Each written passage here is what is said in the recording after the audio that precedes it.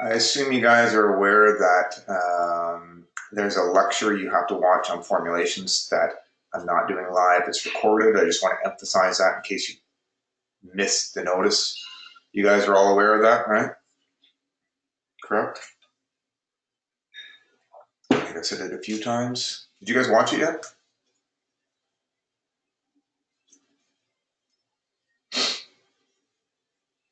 So I think,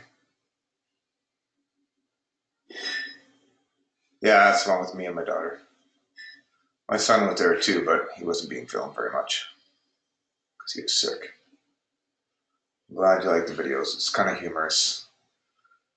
I did it with the kids just because I have zero time without kids when I'm not either in clinic or teaching.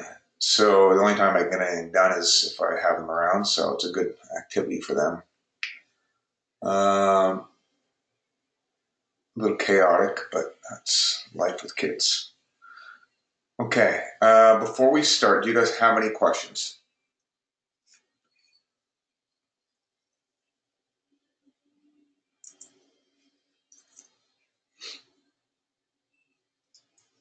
Any questions? Questions? How do you guys feel so far about everything? Did you guys see that I posted the cases and the exam breakdown?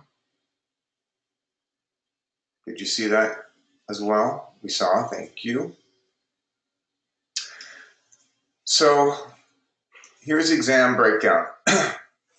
So the way the exam works is I've created about 400 different questions, and then I basically submit it so that they're randomly choosing a bunch of stuff. Let me just see here. So I try to divide it up evenly between the lectures. So formulations, even though we did that in less than slightly less than the 2.5 hours, there'll be about 15 questions from that. The safety lecture, about 15 questions from that. Now with actions, verbs, and cases and Latin binomials, that's kind of overlapping. So it's weighted heavily on that. And it's pretty repetitive, in my opinion. Like in a lot of ways, if you're studying for one, you're kind of indirectly studying for the other one.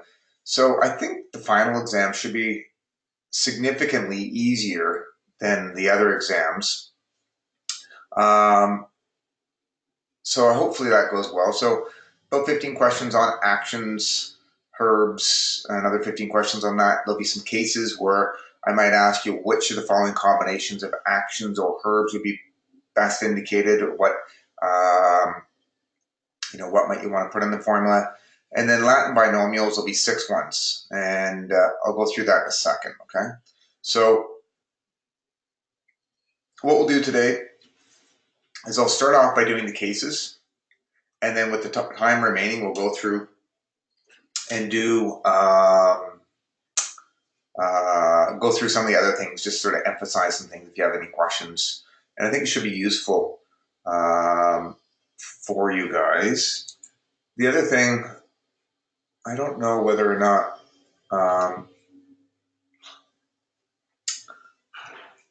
you guys read these things or not, but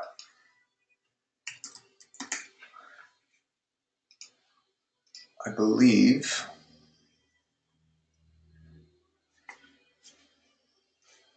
the link I gave you, Bot101, I don't know if you purchase access to it or to the website, to my website or not. It's $20. I recommend you get it. If you want to get the Herbal RX, this thing's going to be done. It's already done. The problem is I'm going through this registration period with Apple in order so people can download it from the web without it getting blocked by security stuff. Normally I'll sell it to people for like $20 for that website and then $20 for login for the app. Hopefully I'll be able to cover my costs, but I'll do it like $30 for students to access it and do it for the month till the month of January or whatever. If you guys want to access it, it'd be great if you guys could get it and support the project. But going back here, if you don't want to purchase it now, then I provided a link where the herbs that we discussed in class. If you type in Bot101 in the search thing, it'll go through and it'll give you a little summary description of each one's. And I think that's useful for you guys to read. Like, I kind of went through, and having read a million different things on these things, I think it will tie together some of the things that we discussed in class. And if you have access, you can see all the various things that are there. And I think you'll find that useful, okay? With regards to our cases, let's go to them. Let's just start with it right now. Full screen, let's see how that works. It's not really quite what I was hoping.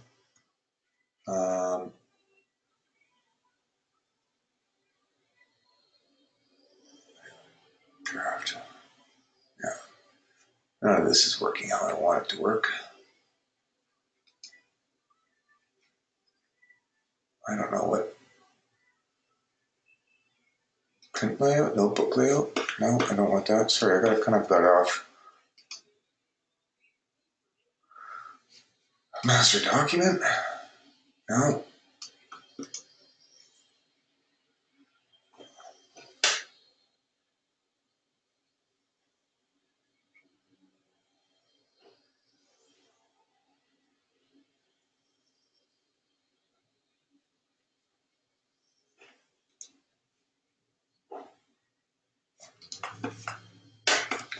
Yeah, I'm totally wasting time here. I'm sorry.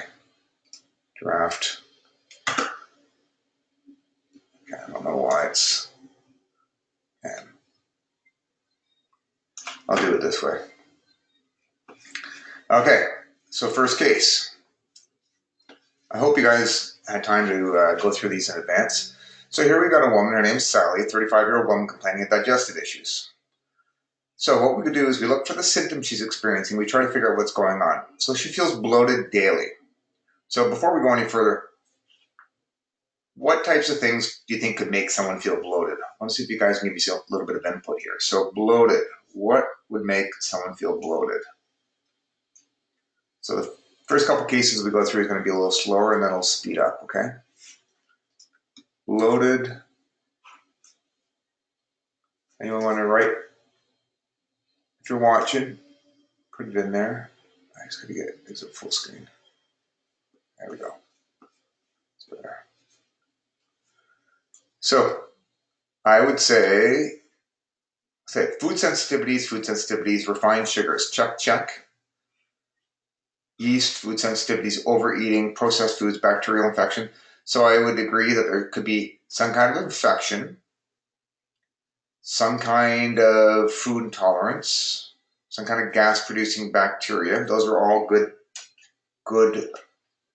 things. A couple more things that could cause bloating. Anything else?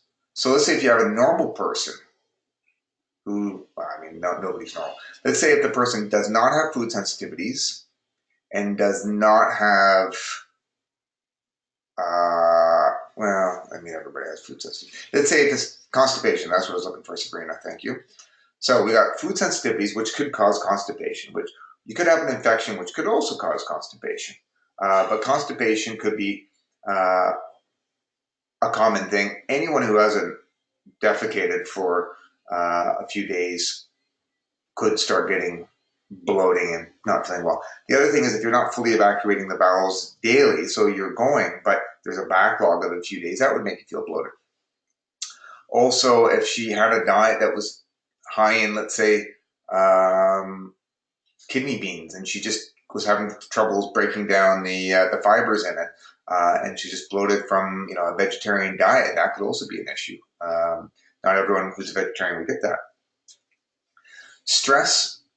So Ashton, how would stress potentially affect digestion? Bloating. Not to put you on the spot. Any ideas or anyone else want to jump in?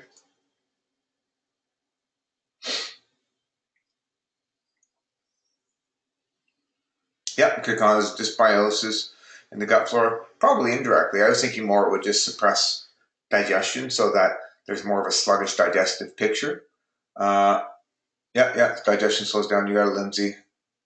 Yeah, Maria, you got it. Okay. So anyways, we got a woman who's bloated. She's having sluggish bowels. She's going, but they're not. It's just not great bowel movements. So there we've got a backlog. She claims she eats healthy most of the time, but has a sweet tooth, so she eats some sugar from time to time. That could be causing the bloating as well. Uh, she feels heavy after meals. She burps a lot. So that kind of is a symptom of either a couple things. One, her digestive tract is sluggish, so she's got a little bit of indigestion due to probably atonic digestion. So she's just not making enough digestive juices. She gets heartburn occasionally, and she takes Tums for it. So she's got. So if she has heartburn occasionally, what do you think that could mean? Give me some ideas. What's going on there?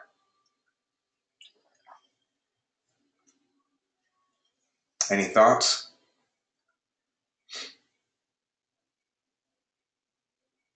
So a little bit of gastroesophageal reflux. Yeah. Also, food sensitivities could cause it. But I would say it's probably a little bit of reflux going on. Now, if she gets heartburn occasionally, what other things can cause heartburn that we want to rule out here? Because heartburn's not the main complaint, but you just got to keep it in the back of your mind. Well, what else could be? H. pylori, yeah, you could consider H. pylori.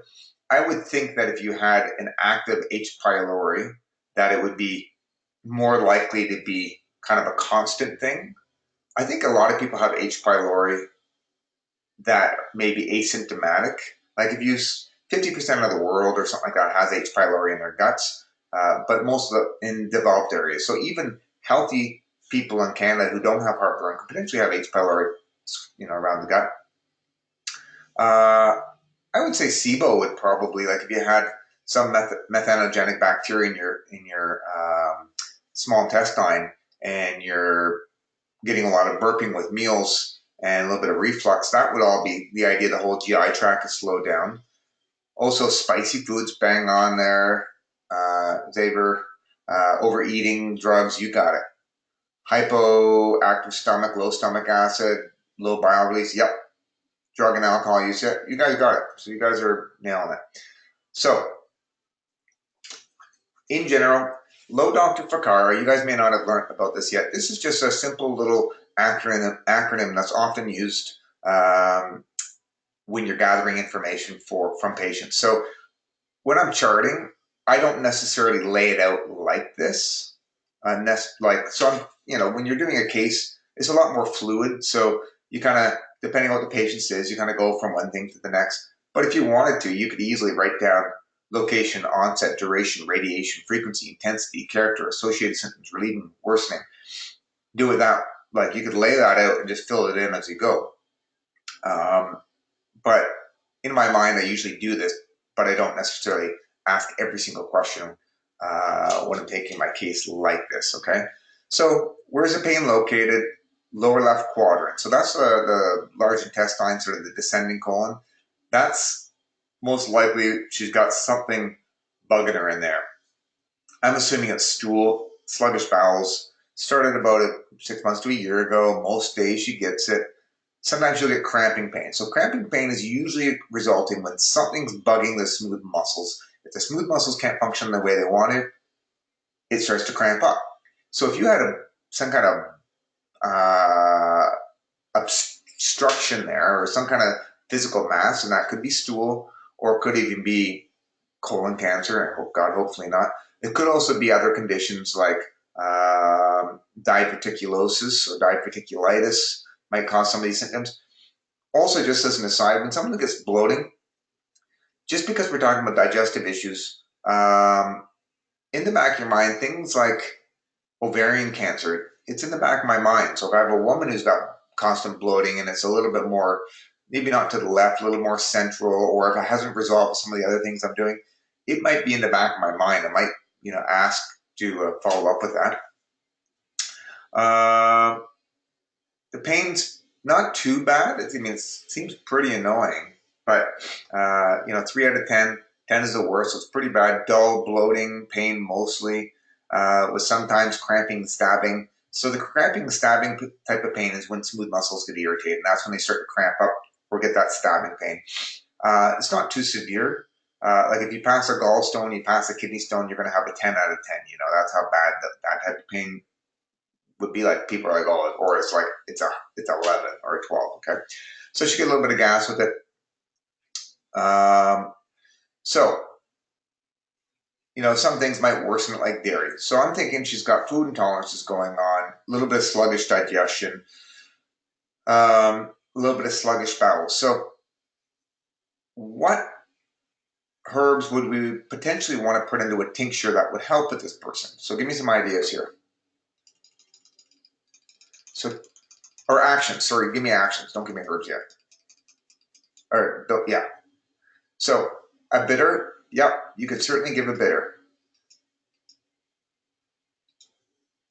So bitter, carminative, demulcent, those are all indicated. Antispasmodic, yep. Laxative, perhaps. So here's the question. Anti-ulcer. Anti-ulcer would be an action that's not wrong. I just wouldn't start with that because I'm not thinking they have an ulcer, but a lot of the anti-ulcer activities are associated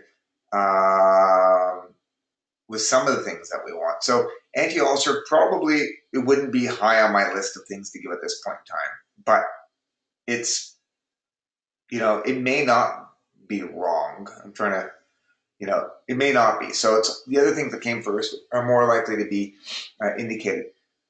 Now, going to the laxative, what kind of laxatives might you want to give to this person? Now, first of all, what type of laxatives would you want to give this person? We're making a tincture. So what kind of laxative? We've got a few different types of laxatives to choose from. What could you put in a tincture if you wanted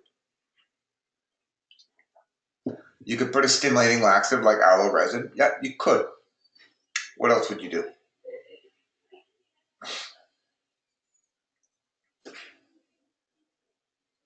Senna, you could. So those would be the two big ones. What type of laxatives would you not put in the tincture?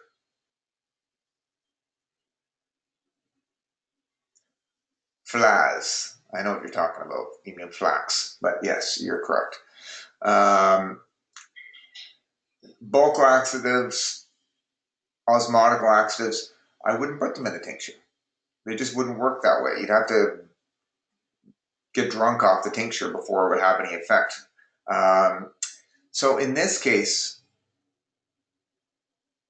I would be, so I'm curious, how many people would put a stimulating laxative like aloe or senna or in this tincture to give to the person, would you say?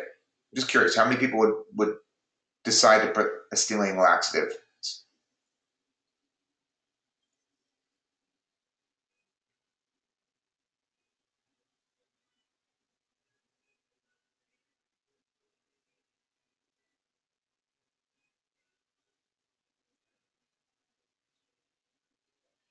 So we got a bunch of,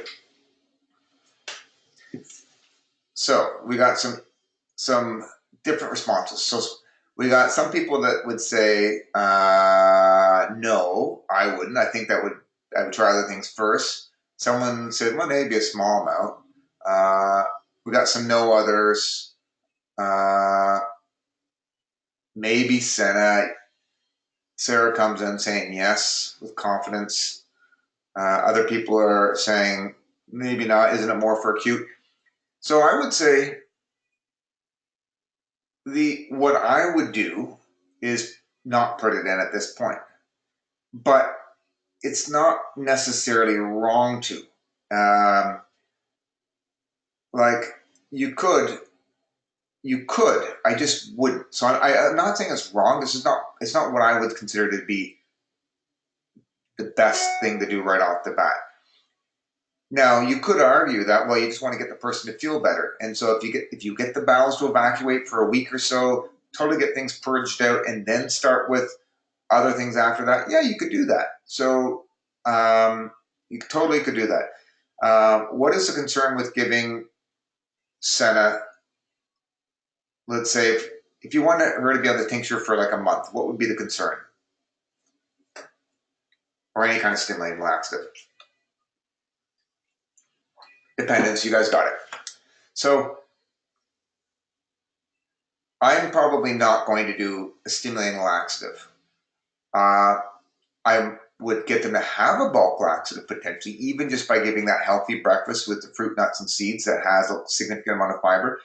After that, often that would be enough to give them that little extra bit of fiber there. So let's say we're going to make a tincture. What do you guys want to put in the tincture action-wise? We said, let's say we could put in bitters, carminatives, maybe an antispasmodic. You may not even need to do any of those, to be honest with you. If you get the bowels working better, if you remove food sensitivities, you may not even need to give a tincture. But let's say we want to give a tincture because it seems to me that things are just a little bit sluggish. So,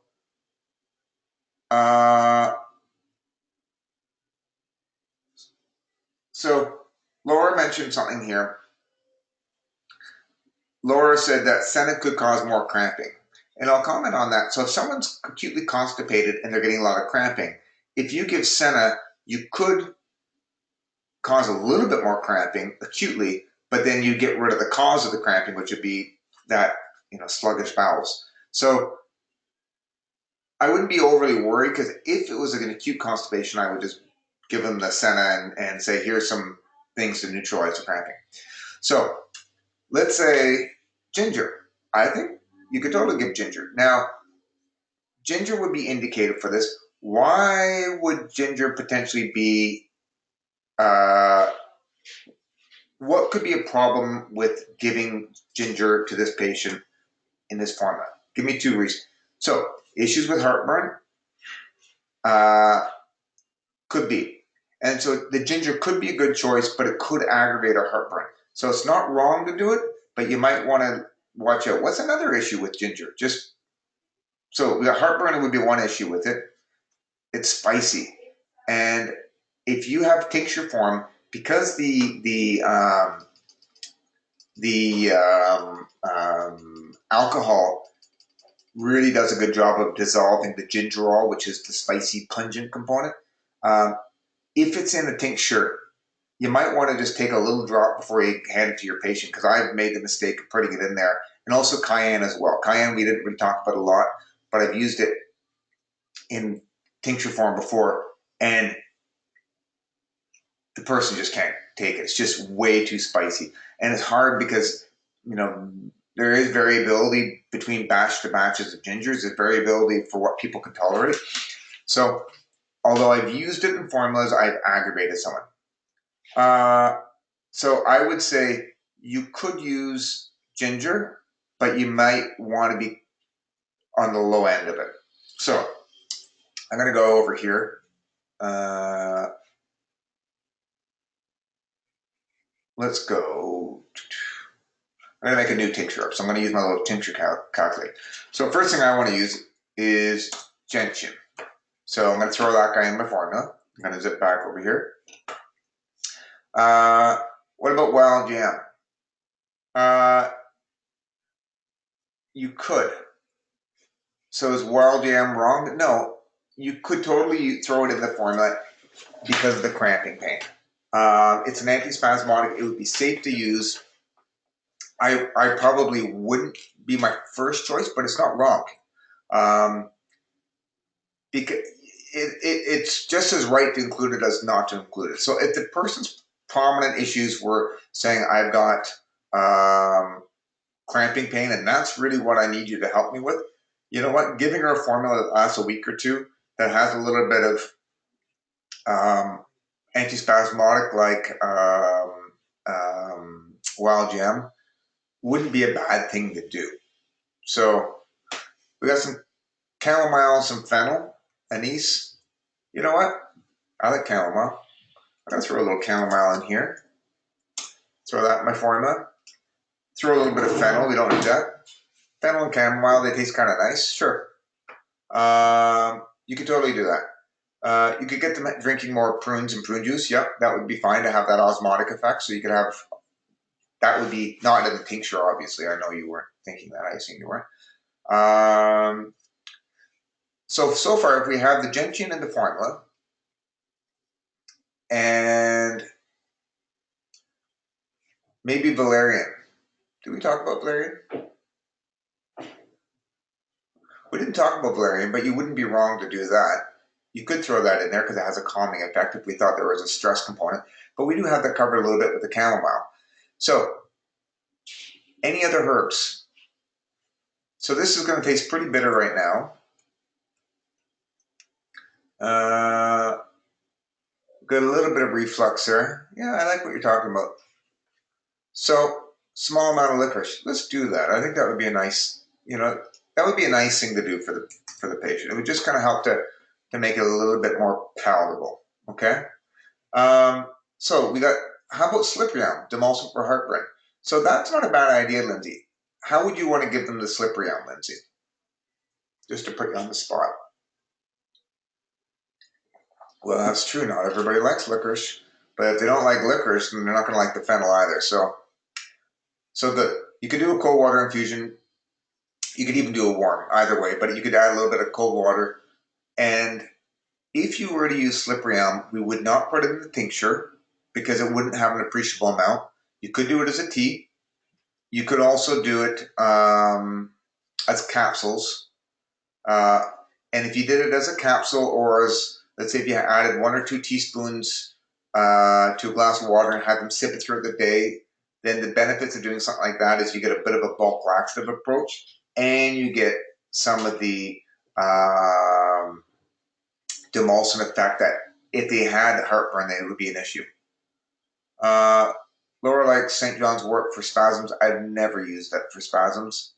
So that's an indication I've never used it for. And I'm not saying it's good or bad. I've just never used it for that. It is unnerving. I wouldn't be surprised if it does. It does all sorts of different things. It's just not one of the main things I use it for. Good to know. And one thing with herbs, you can't get too arrogant when you're talking about herbs, because I learn, or I might be teaching a few indications for things, but there could be other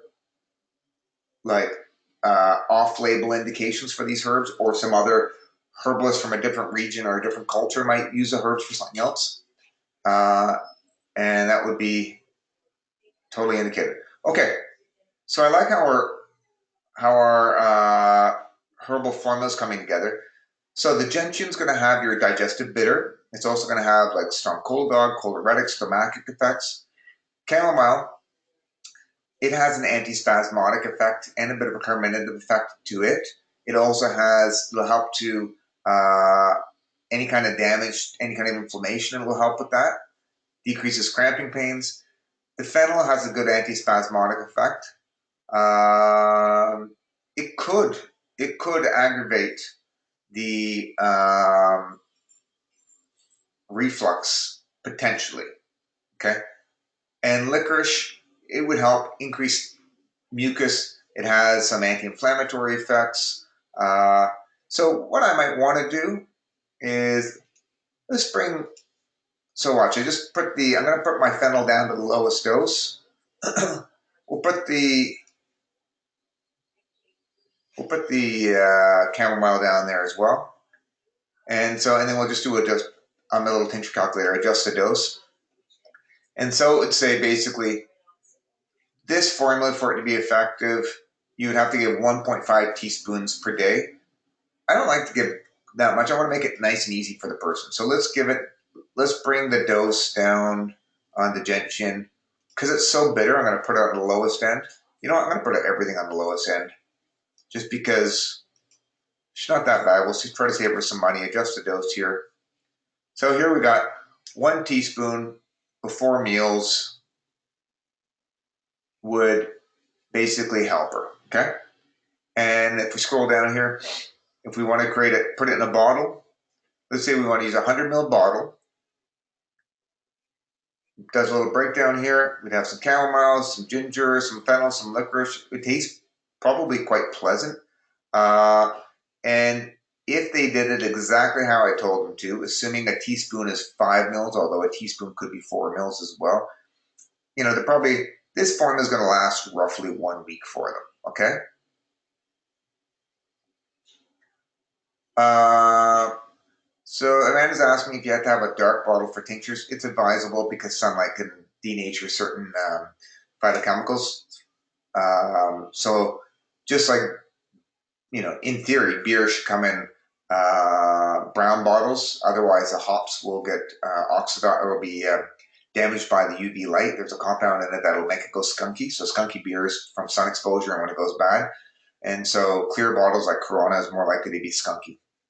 So there we've got our bottle. So you could give this to our patient in this form.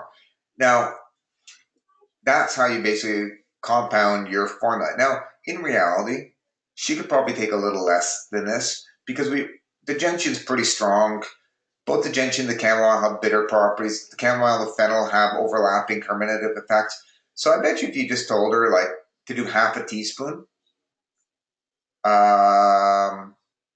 before meals, or even like start her off, even if you just had her do, in this case, because of the gentian, having her start off with just even 10 or 15 drops might be sufficient for her, okay? But you've got the dosage range laid out. You know what you should be doing. So you could tell her she could start a little less than that, but I suspect that doing less would be effective. And there we go. And you can print up your label, your tincture, and where you go, okay? So, any other things you want to give? We talked about giving her some flax. Someone mentioned marshmallow. You could give her marshmallow. If the heartburn doesn't get better or gets worse, you could give her some marshmallow. You could give her slippery elm as well. You could give her, what else could you do? I would give her a probiotic. Ash, and I think that's another thing I would give her for sure. We talked about food sensitivity, so I would get her to remove the common food intolerances. So I probably would just start with dairy, eggs, refined sugars, yeast. I would probably go gluten reduced. Now, if the person was, so there's different people believe different things. I don't go hardcore gluten free with everyone, but I think some people need to, and other people can do more of a gluten reduced thing. And so you can also, this is kind of the art of it. If you suspect there's issues with gluten and wheat, then just remove it for 2 weeks or a week and see what happens. Or you can say, let's just start by avoiding wheat, avoiding barley. So no beer, no pizza for a week, no bread. If you're gonna have bread, do like a rye bread, like a yeast-free rye bread, or do a wrap. And we'll see how you're doing. And if you're doing pretty good, then we'll just leave it at that. If you're not, then you know what? We'll just remove all gluten for a week and see what happens. So there's different ways you can do it. And that's kind of up to your decision. There's, in the ideal situation, removing every single possible food intolerance would be great. But again, I've had people where 1 in 50 people react to rice. And so occasionally you can put them on a gluten-free diet. They don't do any better. Usually if you get rid of the yeast and the wheat, for a couple weeks, they're going to feel a lot better with regards to the grains, okay? White rice is usually less of an issue than brown rice or black rice or red rice or any of the whole grain rices. The whole grain rices are healthier. So you might want to get them to for a week or two just to do white rice and then reintroduce the other types of rices that are healthier. So yeah, definitely I get her to remove, I think it's good to get them to remove sugar in general for a couple of weeks and the refined carbs, if nothing else for their health benefits and to help to recalibrate their palates. So that's the first case, okay? So hopefully it doesn't take you guys 30 minutes to do a case. I think you guys can go through these pretty quick. So how about next case? Here we have Jane. She's 22 years old. She's got chronic bloating gas. So again, kind of starts off like the other patient. She's been experiencing it for years. Got worse about 6 months ago after antibiotics for strep throat. Okay, so that's kind of a little bit different there.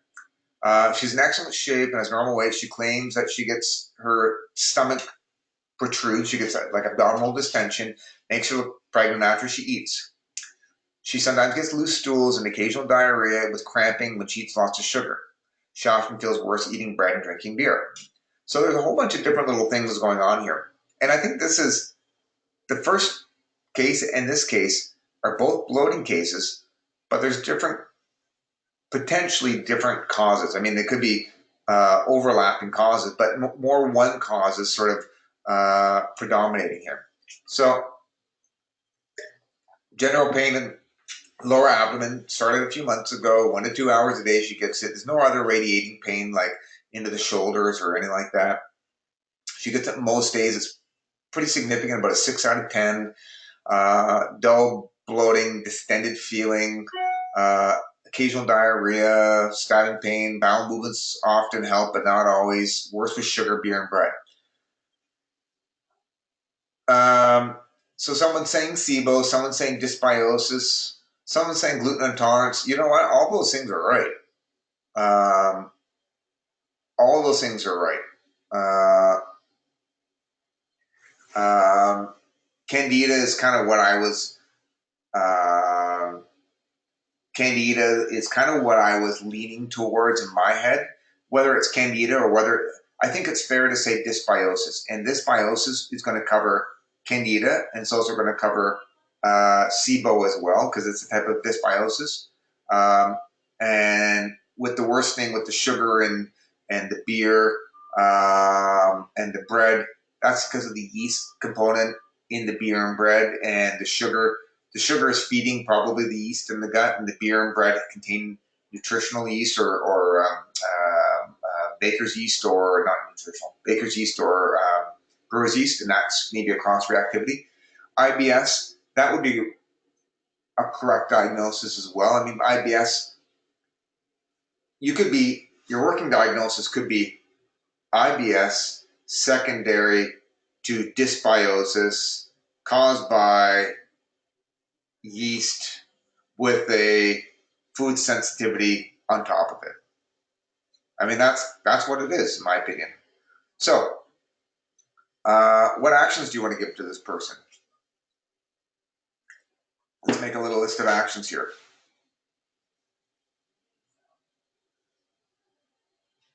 Antifungal, yep.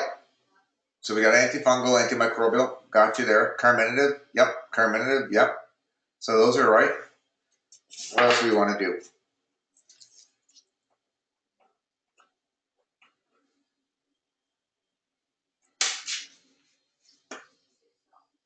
Antidiarrheal, sure, we can throw that in there. Potentially, you got to watch it depending on what type. Eliminate food sensitivities, yep. Bitters, yeah, we could throw in some bitters. Castor oil, potentially. We'll come back to that in a second. My concern, I wouldn't give her castor oil right away. You could argue that you just want to purge everything out of the entire intestinal tract, you know, everything out of the small and large intestine. Just purge it all out and give her probiotics and start fresh. And there are sometimes some herbal traditions where they'll give a formula that contains wormwood and castor oil. No, wormwood and aloe resin. Sorry, not castor oil, which is an antimicrobial bitter combined with a stimulating laxative. And it's just the idea is to kill and purge for a little bit. You may not need to do that. If you gave, the fact that she's already got diarrhea and you go and throw in a stimulating laxative, it's going to make her feel worse, and she might be, what the hell's wrong with you guys? You just made me worse. You gave me diarrhea, you know? So that's why I'm likely not to do that starting off. But if we had some really tenacious bugs in her gut and we're just trying to reset things, you could. But you would really want to communicate that what the castor oil does and whether it's indicated or not, okay? So that's just my opinion, which is based with some experience, but okay. So I think we want to go with antifungal, carminative, antidiarrheal, and bitter. So give me some herbs that, the idea is we want to try to get herbs that have overlapping actions here. So give me one herb that could have, maybe cover antifungal, antidiarrheal, bitter, all in one. What could do that? or carminative all in one. Gentian. Gentian will definitely do the bitter. It might do the antifungal. I suspect that it might. You know what? It's just for fun. I'm gonna see because I don't know. Gentiana. It's Gentiana, but let's see how they spell it. Gentiana. Oops. Just see if there's any. I bet you there is. I just haven't looked in a while.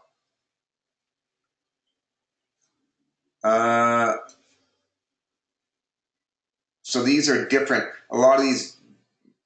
So this is Gentian tibetica. So that's Tibetan gentian. But the main compounds in it are secoiridoids, which I think they're going to be very, very similar to the ones that are in Gentiana lutea because they both are growing up in the mountains. They're just a slightly different species. I can't say that for certain, but when you look at the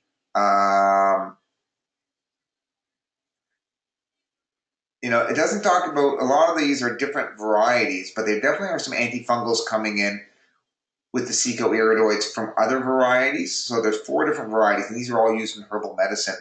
Gentian lutea isn't coming up there, but I would say, you know what, pretty sure.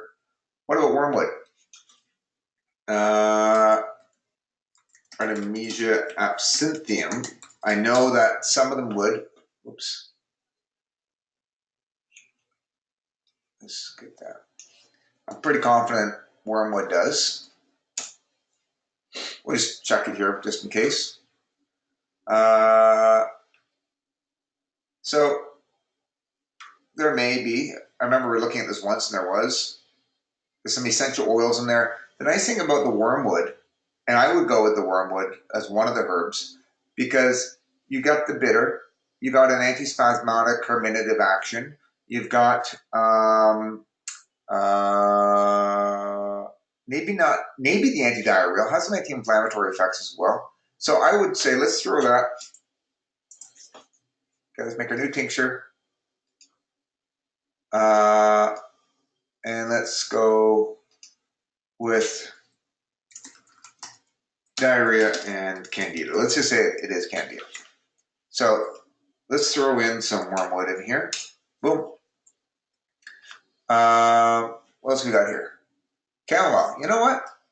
Chamomile has some antidiarrheal. I don't know if it has antifungal properties or not. I wouldn't be surprised if it has some. It's not really like the main indication, but it probably has some for sure. You go through and look at a few of these different things. There may be some studies. No clinical trials, I don't think. But I wouldn't be surprised. It wouldn't be a main one, though. So golden seal would be a good one because it has bitter, antifungal, antidiarrheal, no antispasmodic, but I'm going to throw it in there because it's one of my favorite ones. So let's throw that in there, golden seal. Podarco. You know what? I like Podarco because the wormwood, I'm going to throw Podarco in because I like using it. Now, what's the other one that you could use? Let's say you didn't have Podarco in your herbal dispensary. What's another herb you could use instead of Podarco? Black walnut. Good. You guys are smart. What about golden seal? If you didn't have golden seal in your tincture, you just ran out, what would be another herb that you could use as a substitute?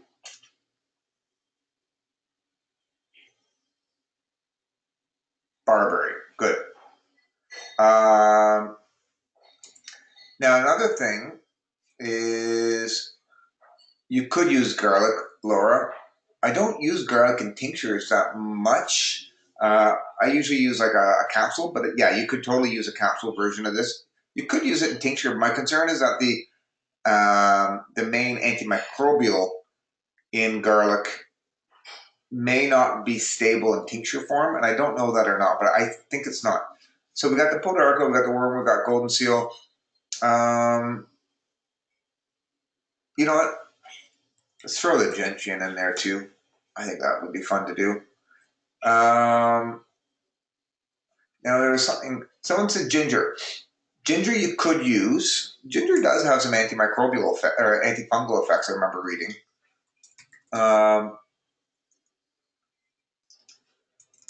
It's not the main one I would use, but curcumin with nystatin. Did I type in?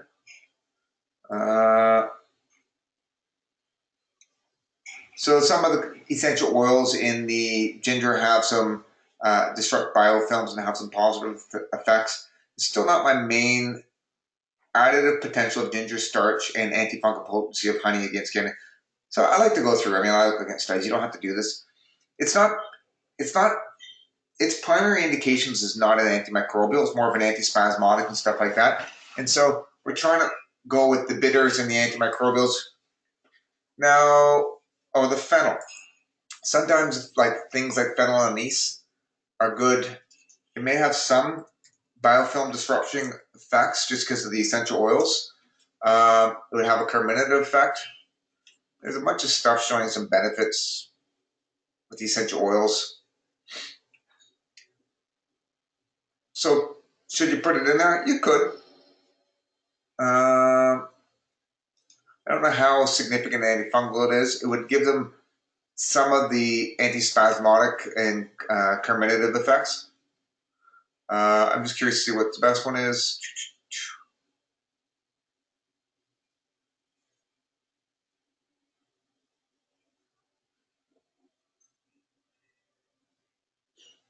So, anyway, I have to read a little bit more detail. So, you could. If you want to put fennel in, you could.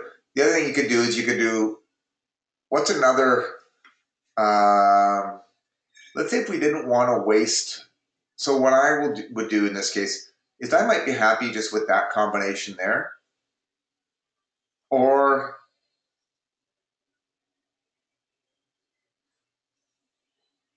someone's asking you, are you likely to see these cases in clinic or more complex cases? Yeah, you see lots of cases like this. This is pretty standard stuff. You get more complicated stuff for sure, but these are pretty standard. So you might have a formula like this one here: Wormwood, Podarico, Golden Seal, Gentian. You could also put myrrh in it as well. It's going to taste wretched with myrrh, but you could throw that in there as well. So let's say if I do this. Now, do my little adjust my dose. So in this case, because we've got a lot of herbs in there, it's a pretty high dose. Like we're talking about 2.5 teaspoons 3 times a day to get it in this. But if you look at all the herbs that I have, they're all in kind of the higher range. And so you can certainly go as high as that. What I might think to myself, it goes, well, I might have to go up to that, but just for practical terms, let's put everyone down to the lowest dose to start off with anyways, on the lower end of the spectrum. Adjust my dose. So now we're doing 1 teaspoon 3 times a day to start off with. But we have the wiggle room where if we wanted to, we could double the dose of what we're doing here because everybody is at the lower end. Everyone is in the lower end. So I could easily double or even triple the dose of this and still be within the safe therapeutic range for all those. Now, does that make sense to you guys? So what I might say in this case is instead of saying 1 teaspoon 3 times a day, I could customize this and say, let's take 1 teaspoon 3 times a day before meals for 1 week and gradually increase to 2 teaspoons 3 times a day.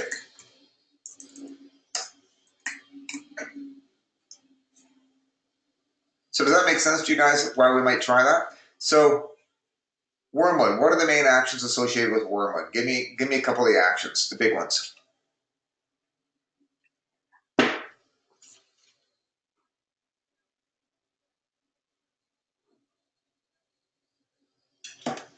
Antimicrobial, what else? Antifungal, I think potentially, yep. Destroys worms, yep, because I mean it could be a worm causing the issues. It's a bitter, yep. Another thing that it has, one more action, antimicrobial, fungal, carminative. It does have a carminative-like effect as well. It does have some essential oils in there that will help have with the cramping pains. So there you've got 3 of the main indications. What about golden seal? Give me the main actions for that. Think about them in your mind. Antimicrobial, yep. Anything else? It's a bitter, yep. Bitter, yep. Now I don't usually use bitter if I'm looking for just a pure digestive bitter. I don't go with golden seal, generally speaking. I tend to go more with other ones like gentian, just because I don't want to disrupt gut flora too much if I don't have to. Antifungal, and it also has some antidiarrheal. Thank you. Gentian, the main indication with that one is going to be your bitter, and it probably will have, and it has some antimicrobial effects, but that's not the main thing. And then myrrh. Do you remember what myrrh does?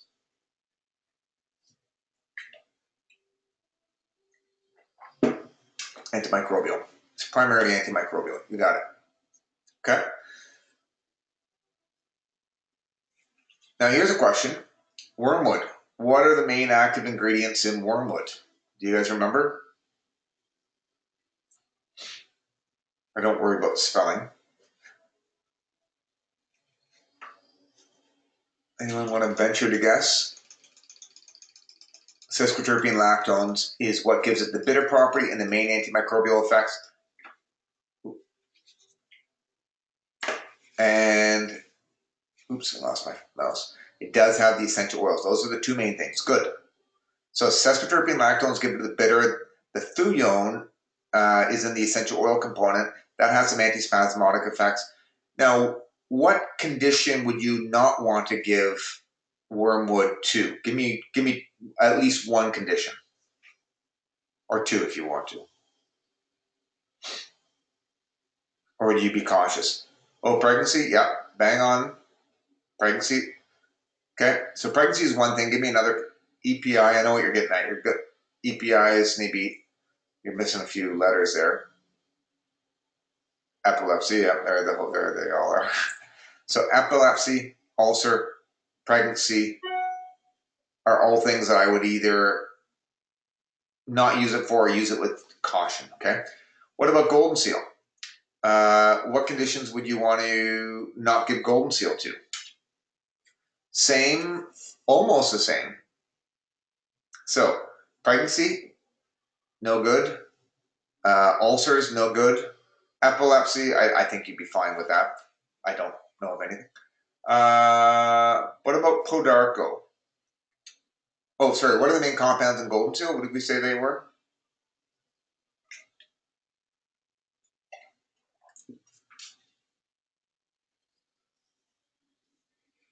Golden seal. Anyone remember the compounds? Berberine. So it's berberine group of compounds, the isoquinoline alkaloids, which contains berberine as well as hydrastine and some other ones. And it does have some flavonolignin in it as well. So good. So the main antimicrobial actions in wormwood and golden seal are different. So one, you've got your sesquiterpene lactones. The other one, you've got your isoquinoline alkaloids. So I like that potential for a synergy there. Rather than doing golden seal, barberry, Oregon grape, all in the same formula, we can mix it up. What about gentian? Do you guys remember the compounds in gentian?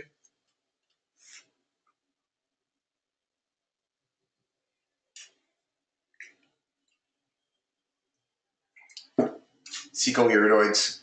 They're a type of monoterpenoids called secoiridoids. Yep. Very bitter. And then myrrh has some weird ones. They're called they're Ferrano. Just a second. I lost my mouse. Hold on.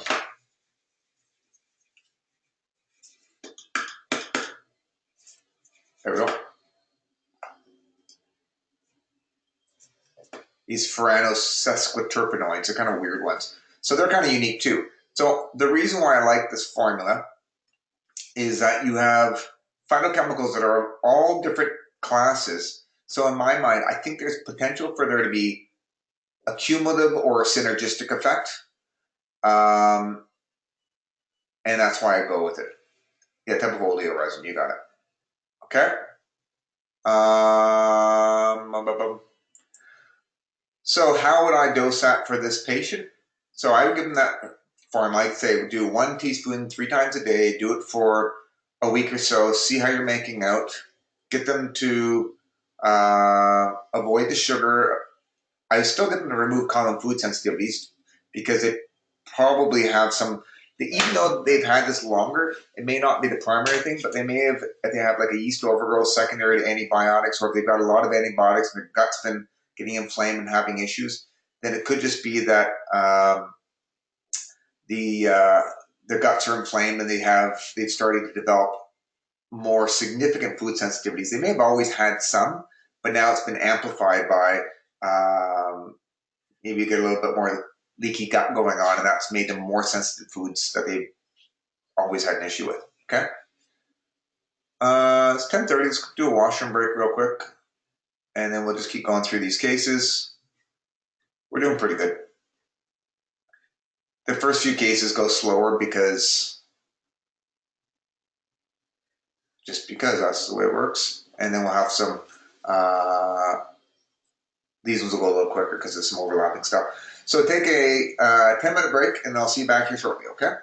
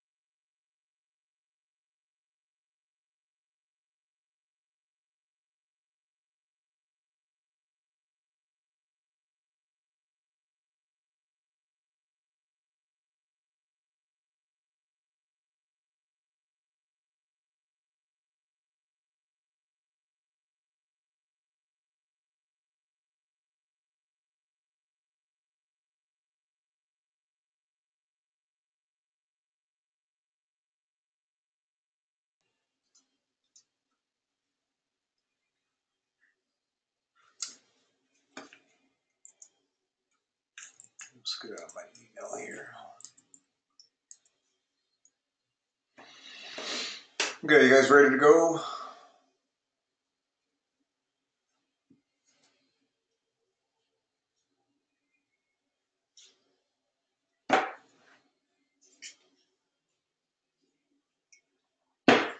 I got a question.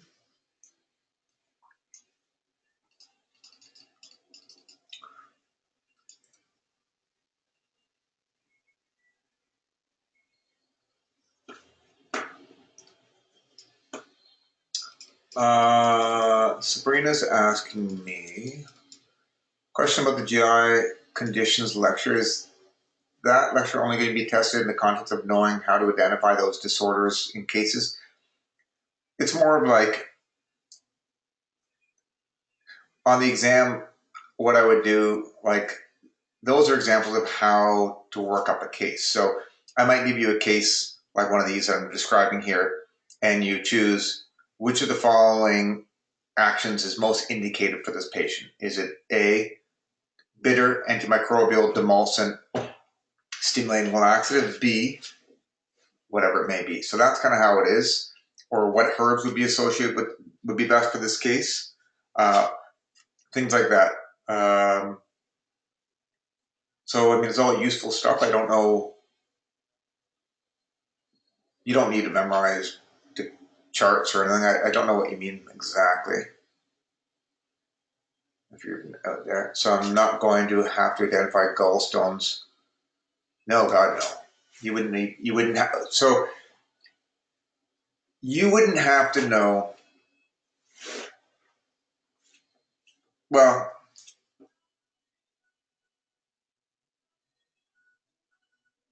I mean, if it was viral hepatitis, I would tell you it was viral hepatitis.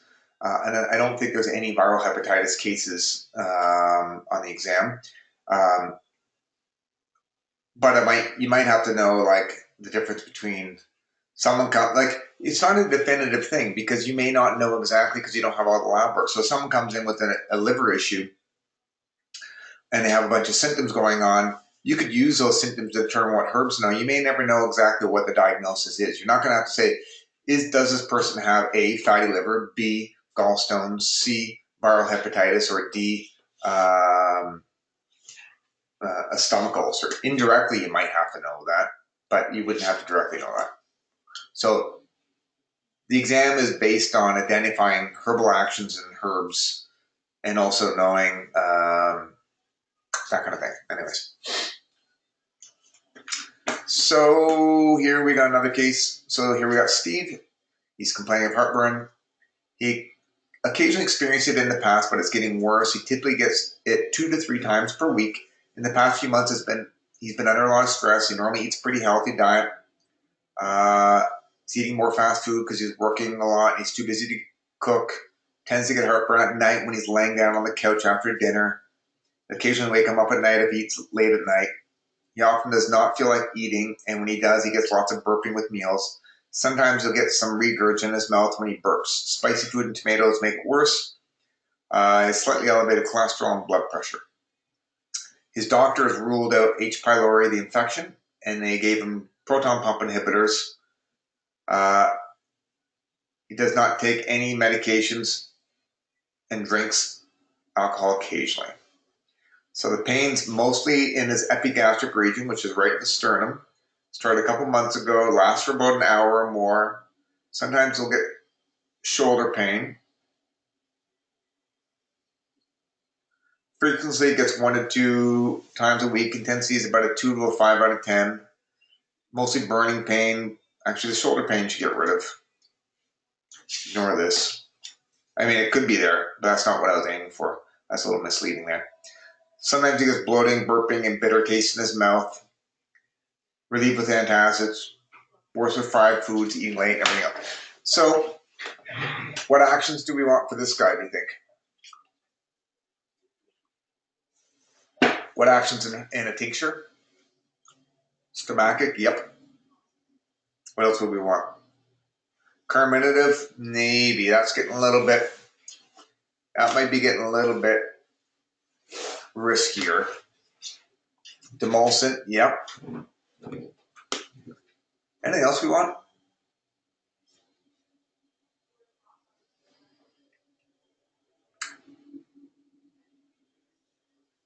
Anti-inflammatory? Maybe. Antacid? Maybe. Yeah, I like how you guys are kind of putting question marks, like you're saying, yeah, you could do that. Antacids, you could. It wouldn't be wrong. I bet you some herbalists would give antacids with this guy. I wouldn't bother.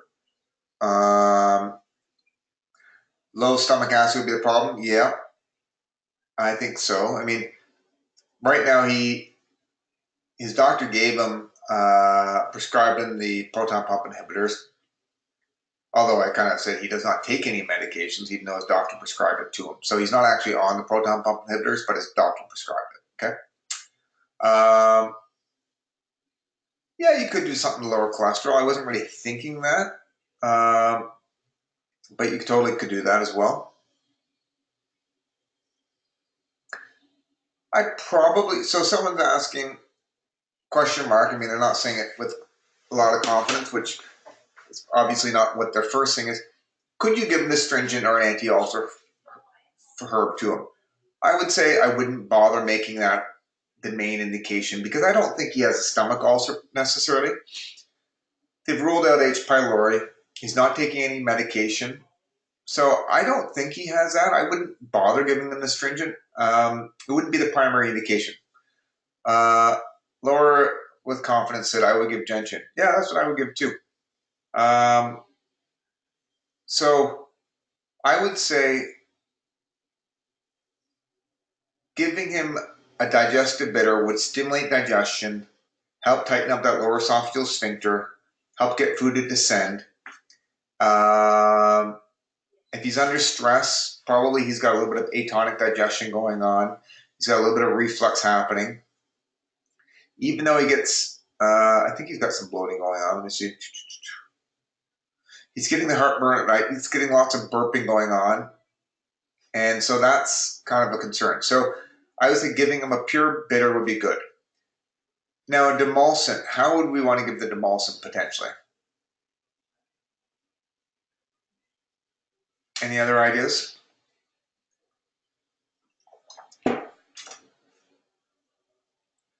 I would probably give him, you could give him a demulcent and water it. You could put a little bit of licorice in the tincture if you wanted to, or you could give him some other type of demulcent and take as needed. So you could give him marshmallow root, add it to some water, and then have him sip it throughout the day if you had a little bit of heartburn. That could be one thing you could do. The chamomile and peppermint is an interesting one because peppermint oil could make this reflux worse. Peppermint tea sometimes helps reflux. It's kind of a weird thing. So it can both help and make it worse depending on what's going on. I probably would be avoiding chamomile peppermint tea for now, just because his main issue is heartburn. Even though I think chamomile, because it does have some bitter properties, and it could help though. It could help. Peppermint tea, if you Google it, people say use it for heartburn, even though the essential oil can make it worse. So it's a little harder. So if you want to play it safe, we know he doesn't have an ulcer. I would give him a bitter. You could give him a demulcent. So we got marshmallow, slippery elm. What other demulcents could we give him?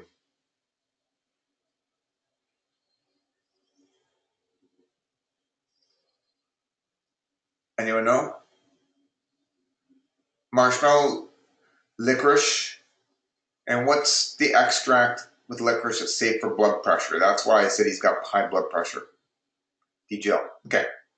So I probably wouldn't want to use licorice because of his blood pressure. It wouldn't necessarily be, you have to use it with caution. So depending on how high it is, I may or may not use it, but why take the chance? So if I was concerned about his blood pressure, I would either do a DGL capsule, which could help reduce, it would stimulate more mucus production, or just do a marshmallow or a slippery elm in water and sip it as needed for the heartburn, okay? So now you could make a tincture that has other things in it. If you did a tincture with gentian and also globe artichoke, that would help his digestion as well, and also would lower his cholesterol. So you'd have a dual action there. Now the thing is if he doesn't care about his cholesterol, you have to decide, am I going to address multiple things in the tincture? So a cholesterol-lowering herb could be included in it, or for practical reasons, you may address that with diet and then revisit that later on. That's what I would do. I would probably just give him gentian, a little bottle of about 30 mils, to take that with each meal. And maybe give them a marshmallow tea, slippery elm tea, or DGL. I find they're all working. I tend to use more, sometimes it's just easier giving people capsules to take as needed. But if the problem is up in the esophagus, sipping on something to get it to kind of coat going down is often a good choice as well. Okay. So I would give the bitter. I would personally just give gentian. You could give other things, but I would do that. What other recommendations would I make? Any other thoughts what you could tell the person not to do? So not herbal, unrelated to herbs, what would you say potentially? Anyone have some thoughts? Don't lay down after eating, reduce fast foods, no coffees, blah, blah, blah, blah. Yeah, you guys got it. So don't eat after dinner. Don't lay down after you eat. Avoid spicy food, especially when you lay down. Elevate your bed. Melatonin might actually help too. There's studies showing that melatonin, the sleep hormone, helps tighten up the lower esophageal sphincter and help with that. I think the biggest issue is the guy's just eating too late. He's eating crappy food, crummy food, and you need to stimulate his digestion, get him to relax a little bit. And I see cases like this all the time, and I have no problems. The other thing I would consider doing is just remove the common food sensitivities, because they may always be bugging him, but then the stress, like it may just be a low-grade thing, but then if he's eating dairy and eggs and things like that, it's slowing his digestion down a bit and then causing a little bit of reflux.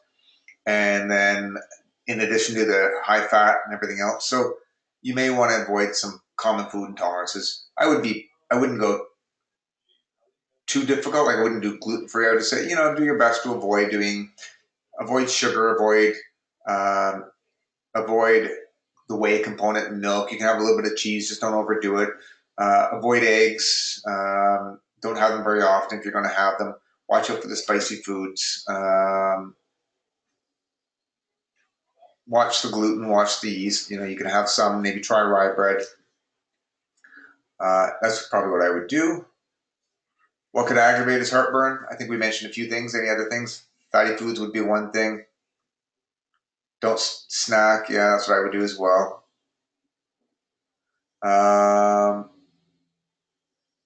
What would aggravate the heartburn herbal-wise? Anyone want to give me some ideas? You guys know this, so I won't waste too much time on this. Ginger could, fennel could, carminatives in general, essential oils in general. Yeah. All right, moving on to the next case. Heartburn number 2. So Lisa's been having heartburn. Her medical doctor diagnosed her about 6 months ago with H. pylori.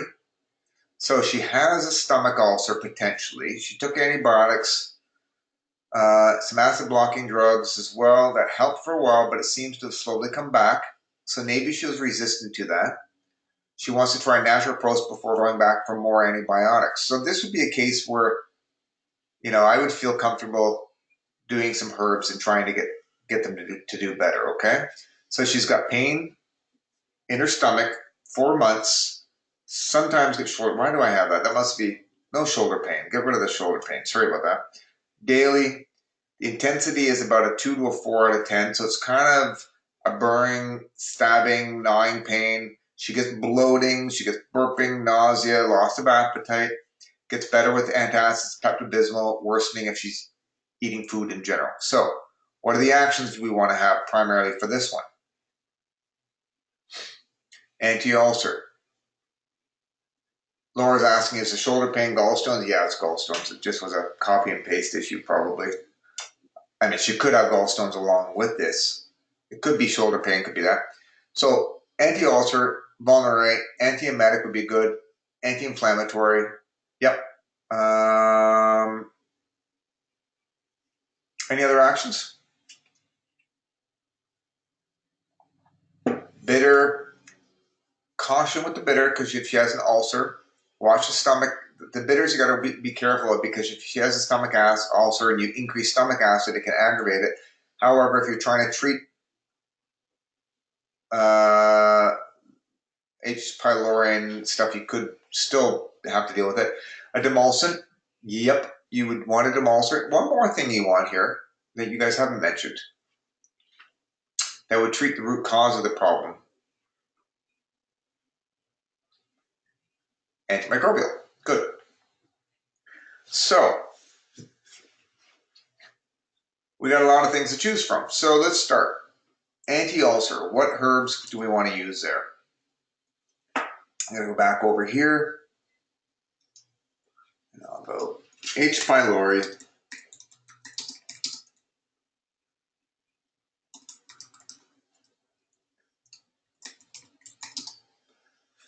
So, chamomile, well, you could use the dragon's blood, but you're going to have a hard time finding it.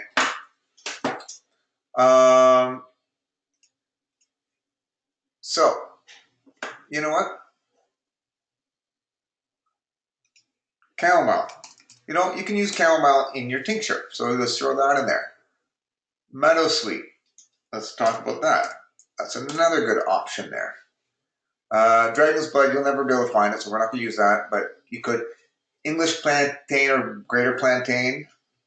I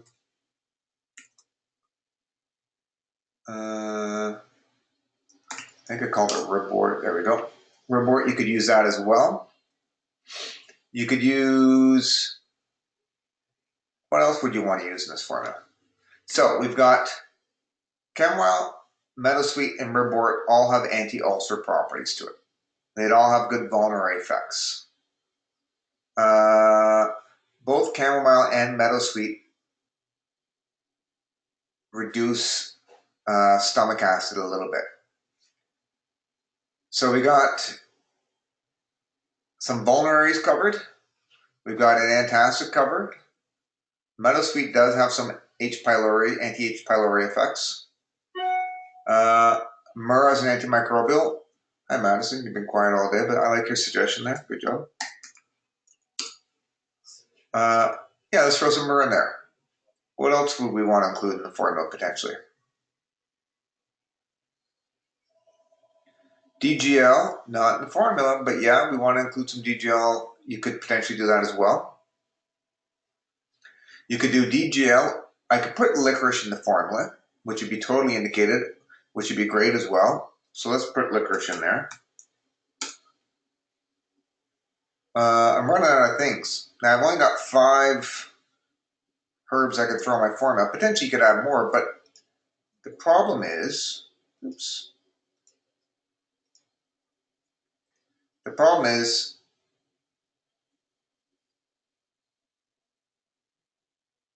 Laura, I'll upload this, yeah.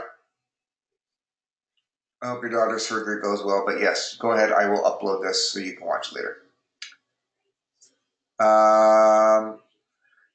So we got marshmallow tea. Yep, you could certainly use that. Golden seal. Yeah, I think golden seal. So here's the thing right now when I look at this formula. I've got the chamomile in it, which is good. But I got the chamomile, I got the licorice in here.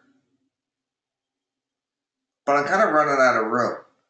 So one thing we could consider doing is if the person's willing to drink chamomile tea, then you could take the chamomile out and tell them just to drink chamomile tea as much as they can, because it's cheap and it's easy to find, and then we would free up the tincture potentially to have another herb in it. Okay. See what I'm thinking? So it's not wrong to have it in there. It's totally right to have it in there. But if I'm thinking I need to get some good antimicrobials, from my experience treating H. pylori, it's a stubborn infection, and it may take more than just this tincture to get it under control. So it's a good one. Let's potentially take the chamomile out, okay? Because I'm worried that it's going to be wasting space. And you could potentially take the licorice out as well, because you could give them DGL capsules to take instead of having the licorice in the tincture. And then you have other things you can use in the tincture. So I like to keep my prescriptions to a minimum for patients, but in some cases you can't just give one herbal tincture. You know, you may have to give them a bottle of this and a bottle of that and some tincture and a bunch of tea and whatever, because it's a stubborn thing, okay? So what are your thoughts? Should we take out the chamomile and replace it? Okay, so let's take it out. As long as she's willing to drink it, because it's one of my main ones that I want her to have. So chamomile tea, she's going to do as a tea. Marshmallow, you could do chamomile and marshmallow together in a tea. That would be a cool thing to do. Yeah, let's put golden seal. Oops, not goldenrod, golden seal. Let's put golden seal in the tincture. Now, the problem with the golden seal is it could make it worse because of the bitter component in it, but we do need that antimicrobial. We've got the meadowsweet in there. We got the myrrh. We got the ribwort. Ribwort does have some demulcent effects to it, and it could be in tea form. You could remove that one if you wanted to, or you could leave it in there. Someone's asking if barberry would be a better choice. No, they're both bitters. They both have the same type of compounds. They're basically very, very similar. I think golden seal, in my opinion, is, even though it's more expensive, it's a better antimicrobial, so I tend to like to use it more.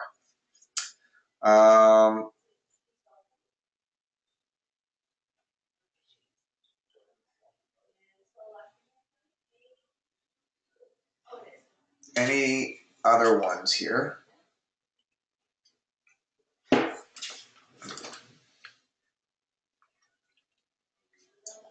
Let's see. Now, just as an aside, with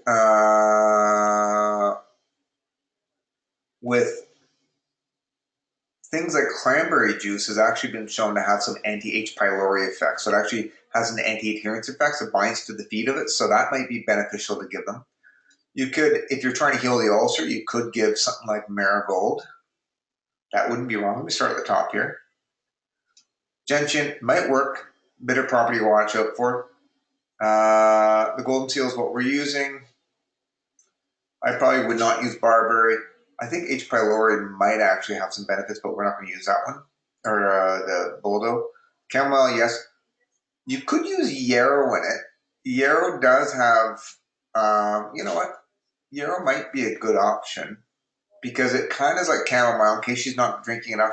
But you could also maybe hold off on that. I wouldn't use Tilldonium. I wouldn't use wild yam. Ribwort. I don't think the ulcer is that bad. If it was worse, we could use something like, it wouldn't be a bad idea. You could use crane's bill in there.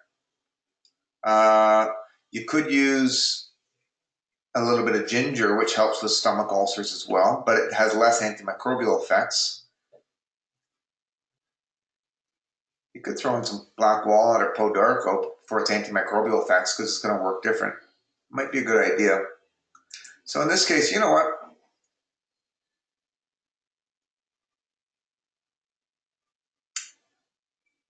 You could compound. You could do it this way.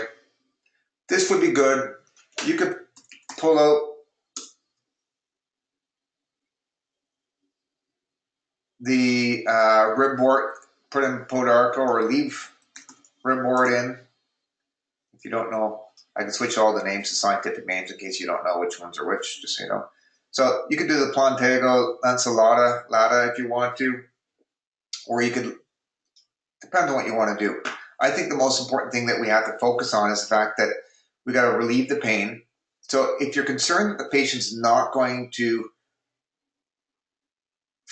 do the teas and everything all at once, I would make sure that we maybe want to leave the licorice in the formula because it might help to combat some of the bitter properties in case she only does one of them alone, doesn't cause an aggravation, okay? So maybe we'll leave, and it works for H. pylori as well. The myrrh, the ribwort, we can leave that in. You could try this. You could do garlic capsules on the side. elderberry tea might have an anti-adherence effect against this. I don't know. I'd have to look at that. Some things I have to double check and see what the research says as well. But it may not be a bad idea. I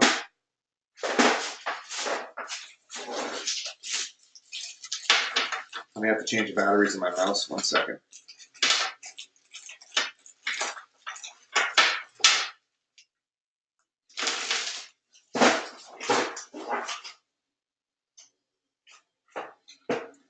So, with this formula here, we can start with this, and then I think that because of the H. pylori, we may want to start with a lower dose and then increase it. What I might be inclined to do is bring the meadowsweet down a little bit.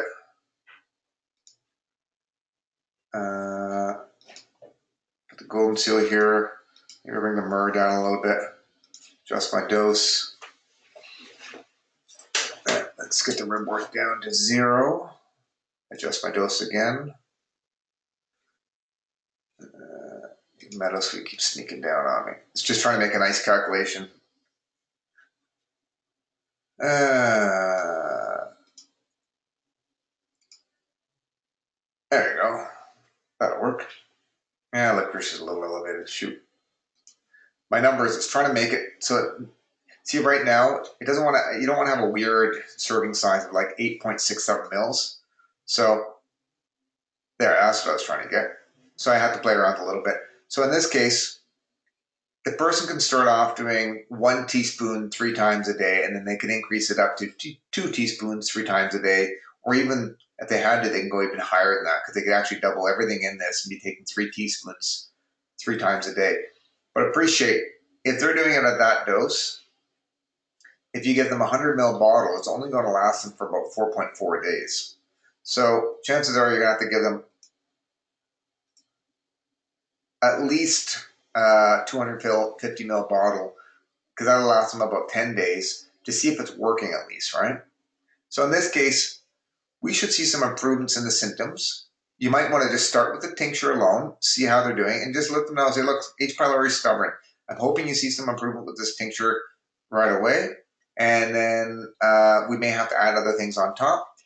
I would say we could start with this, also get them to drink chamomile tea, also get them to take DGL supplement.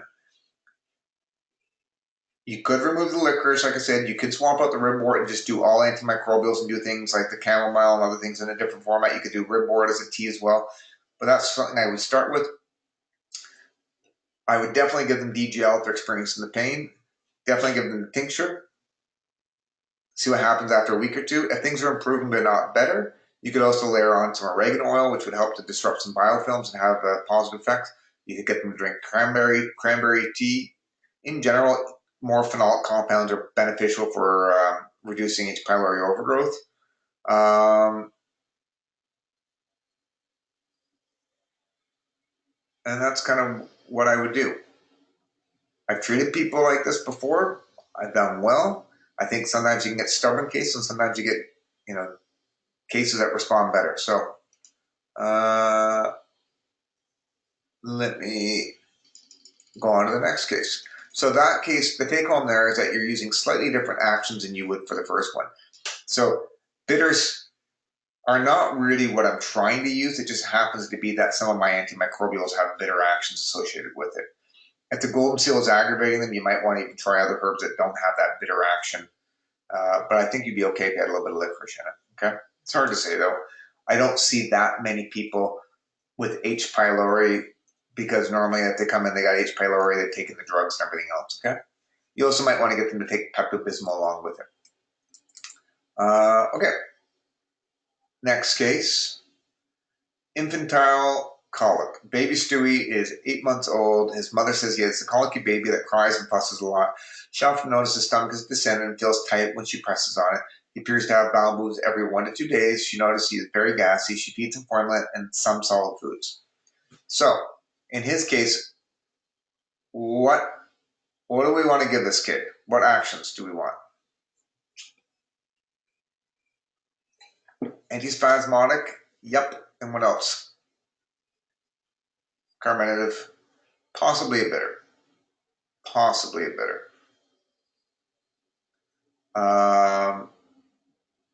You could.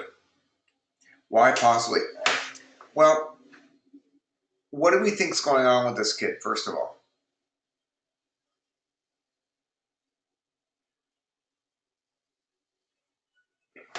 I think he probably has food intolerances. He's probably got his bowels are a little sluggish, probably causing causing a lot of the symptoms. I'd give him bitters to babies. We had one of our friends, we were at a trip, and the kid was chronically constipated because of food sensitivities. But anyways, his mother didn't want to change the diet, and they gave him some bitters, and it just gentian, gave him a squirt of gentian. That kid just scowled and defecated a couple hours later. So even though it's not a stimulating laxative, it definitely helped purge him out. In this, but I don't normally do that per se. I think it's probably food sensitivities causing chronic sluggish bowels and cramping pains with gas. So main indication is carminative, antispasmodics as well. The bitters, like I said, I don't always give bitters to kids as much, even though I told you in case I did, but I wouldn't be giving them gentian. They usually don't have like atonic digestion per se. It's more normally a food intolerance thing. Chances are the mother's giving them dairy formula, so you want to change that out. And it could also be with kids, with my kids anyways, we didn't introduce grains in high amounts right away. They kind of bug kids. We did more just a lot of vegetables and meat, even though I think meat's bad for elderly people, but it's easier to introduce than to kids. Soups and stuff like that. Legumes are harder because they can sometimes be gas forming for kids, a little bit hard for them. So even though I'm a big fan of a whole foods plant-based diet, I think in kids it's sometimes easier to avoid food sensitivities if you're doing meat and veg versus tofu and legumes and stuff like that.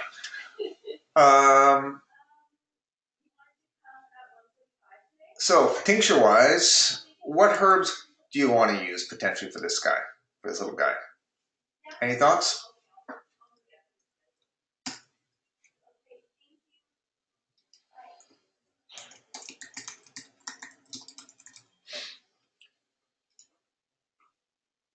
So we could do chamomile would be a great one to do. You could do fennel. Sure, you can do fennel. Greater celandine. Now that would be a good antispasmodic herb, but it's a little strong in my opinion for this kid. I wouldn't use greater celandine because of the case reports of it causing drug-induced hepatitis, okay? So Amanda, you're not wrong, but I just wouldn't, in my opinion. I think it matches the symptoms and stuff like that, but with kids, I'm erring on the side of a little bit more caution. Wild yam, yeah, you could do that. You totally could do that. I wasn't thinking of that, but you could. I don't see any reason why you couldn't.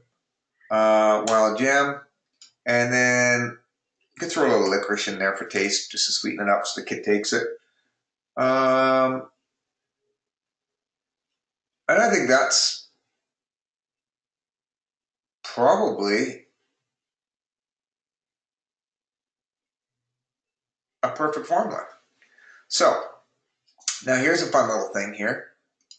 We're dealing with a kid here. So let's say the kid weighs 20 pounds. So what if the kid weighs 20 pounds? I haven't actually tested this to see if it works, but it should. We adjust the dose here. And so what it'll do is it'll take my adult dose and apply something called Clark's rule. So assuming an adult is 150 pounds and you have a 20-pound baby, you take 20 over 150 times it by the adult dose, which would be 2.5 teaspoons per day, and you could basically get it to be 1.7 mils, or that's about 68 drops 3 times a day. That seems like an awful lot. So you know what I would do? I would take these guys all the way down to the lowest, adjust that 1 teaspoon 3 times a day, and that'll be about 30 drops 3 times a day. And I think that would probably be more than enough. And you could even do a smaller bottle because the kid's not going to need all that. So a 30 ml bottle would last the kid 2 weeks. So that's what I would be inclined to do. Now, if you wanted to, you could take, if you didn't want to have the wild jam in there, you could take it out just to reduce the alcohol. Just a dose here. Oops. I don't know why it does that sometimes. Let me get in there. Let's get that up there. Sometimes my calculator. The calculations are really complex. So this way, we can use just 20 drops as a nice dose. So it'll be 20 drops 3 times a day, or 20 drops as needed is what you could tell. And that would be good. We got chamomile, fennel, and licorice. So antispasmodic, carminative. This is primarily a carminative, and then licorice is your demulcent in case it's getting a little bit of reflux. And then you can get your dose down. You could also take any of these. You could take them out. But with kids, I don't want to have too much alcohol in there, so I want to keep the dose down, but that would be a good example. So does that make sense to you guys? The dosing and how you would give it to the kid?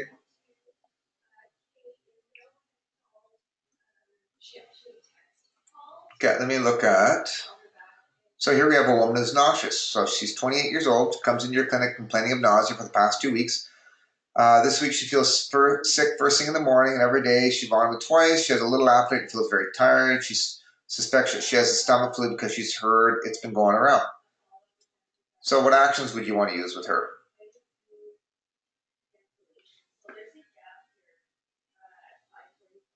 Antiemetic, yep.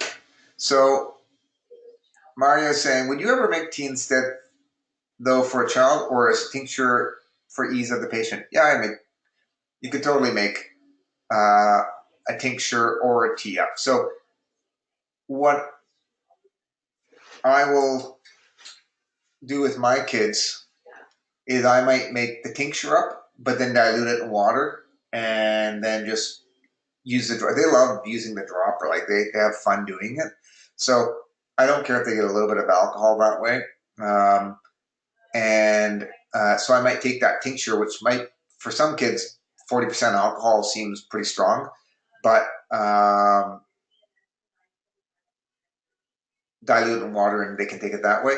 But you can certainly make a tea. It's just the challenge with depending on the age of the child, it's sometimes easy to squirt a tincture into the kid's mouth, and even though they might scowl and cry and be upset with you, you get it into them. With a tea, if it's like a 6-month-old kid, they may or may not drink enough of the tea. They may not like the taste of it. So you do whatever you can. There's also glycerates that have less alcohol in it for kids that you could try using, and that would be fine as well. So going back to this case, we got nausea, antiemetic, bitter tonic. You could use a bitter tonic, potentially. Now, so if we were to use a bitter tonic, okay, someone's saying potential stomach bug,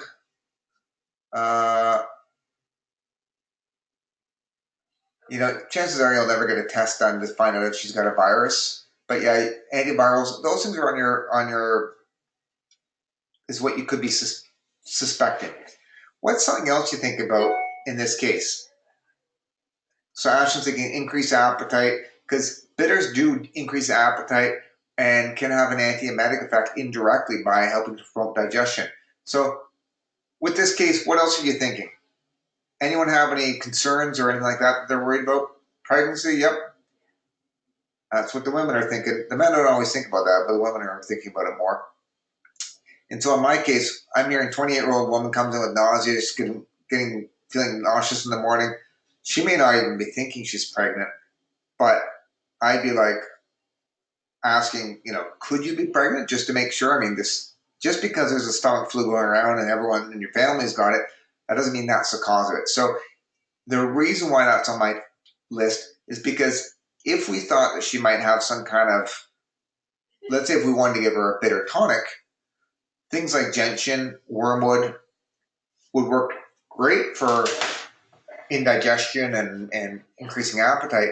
Not so great if she's pregnant, you know. If we gave her antivirals for stomach flu, or some of those could potentially be teratogenic or contraindicated. So in this case, when you hear a 28-year-old woman, just think to yourself, could she be pregnant? Hell, 38-year-old woman, you got to think pregnant as well. Nausea in women, you always want to rule that out, okay? So let's assume she is pregnant, because that's kind of where the road I was leading you down. We want to have an antiemetic. What antiemetic would you want to use? Ginger? That's the one. So you can do it as capsule, you can do it as a tea, you can buy it as a powder. I don't care if it's fresh or powdered or whatever. Lots of good things. Are there any other antiemetics that you could use as well? Peppermint? Yep. Peppermint and ginger are the two that I would be considering. Peppermint oil capsules, you can even just, or peppermint oil, not capsules, peppermint oil, the essential oil, you can just smell it, and that can sometimes help with nausea. There's an acupuncture point on your inner wrist, PC6, that can help as well. And that's sort of where I would go with that case, okay?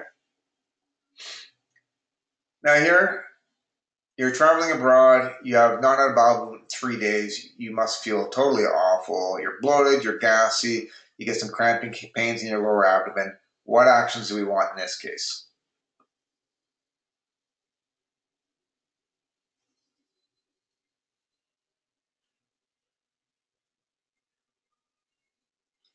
Miranda's saying antimicrobial. I don't know why you're saying antimicrobial. So, acute constipation, 3 days. What do you want to use? Yes. Carminative stimulating laxative. That's what I would do. Laxatives. I'm not sure where the antiviral is coming in with the acute constipation. I wouldn't use that for this one. Stimulating, laxative, antispasmodic. Those would be the things that I would use. So, oops. So in this case, what kind of stimulating laxatives? Give me a couple names of herbs you'd want to use, and how could you combine them to reduce the cramping pain?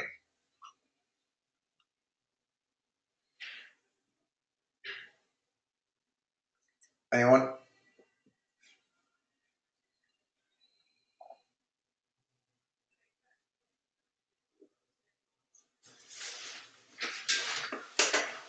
You could do some peppermint, you could do senna, you could do aloe resin, senna, yep. So what I'm just gonna get rid of some of this here. So what I would do, I'd probably just do senna with a little bit of fennel. If I was traveling, chances are I'd pack a little bit of magnesium with me, because it's good to travel with, good for muscle tension, sleep, cramping pain. So I'd be more inclined to use that over a herb, but I would consider using a herb. You could use fennel. So you could do a formula. So it's going to do formula here. So acute constipation. So I would be inclined to just go, oops. I would do senna, and I'd probably throw a little fennel in there.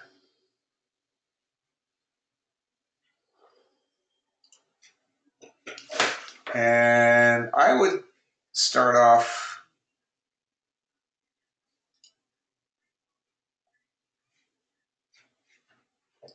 with that.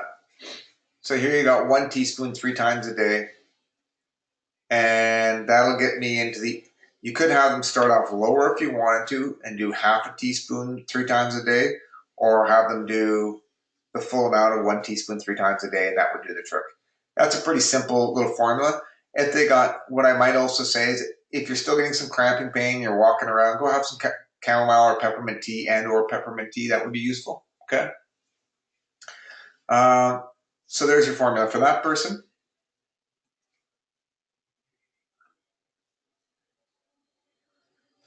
And our last case, so here we've got woman comes in, she's complaining of gallbladder pain. She frequently gets cramping, stabbing pain below her right rib when she eats fatty meals. She had an ultrasound, she's got a couple gallstones, half to 1 centimeter in size. Her doctor recommends she have her gallbladder removed. She doesn't want to do this. She typically has a bowel movement daily, but she does not feel like she's always fully evacuating the bowels. She does not drink coffee. So here we got upper right quadrant pain, so that's right below the ribs in the abdomen. 3 to 4 months, she gets this cramping pain, lasts for about an hour. Sometimes she gets the shoulder pain, so that's that shoulder pain finally showing up. Frequency 1 to 2 times per week. Intensity is a 3 to 4 out of 10, and had one episode where it got up to a 9 out of 10. Stabbing and cramping, she gets some bloating. So there you go. So, what actions do we want to use? Antilytic, you got it. What else do we want to use? Colic, yep. Anything else? Bitter, yep. Choleratic, yep. What else? Antispasmodic, yep. You got it. So, gallbladder, or gallstones. So the formula, we're going to make gallstones and biliary colic. Okay? So how old is this woman? She's 42. So good to think about how old she is because we don't have to worry about pregnancy necessarily with her, but you might want to double check. So let's say if we could throw Boldo in there. Boldo would be a good choice. Definitely you don't want to use it during pregnancy. So there's one herb. What other herbs might we want to use in this? I like gentian, so I throw a little gentian in there. So we got Boldo, we got gentian. What else? Ginger. You could use ginger. Wild yam, let's throw some of that in there. You could throw in some greater celandine in there, sure. Chamomile tea could help bloating, yep. Ginger would not be wrong to put in there. It's not wrong to put in there. I might leave it out just because of the spiciness factor of it. Any medications? Yeah, you'd want to rule that out as well. That would be a good thing to check. Any other herbs?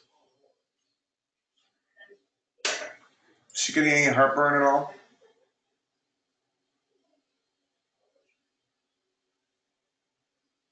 Bowels are a little sluggish.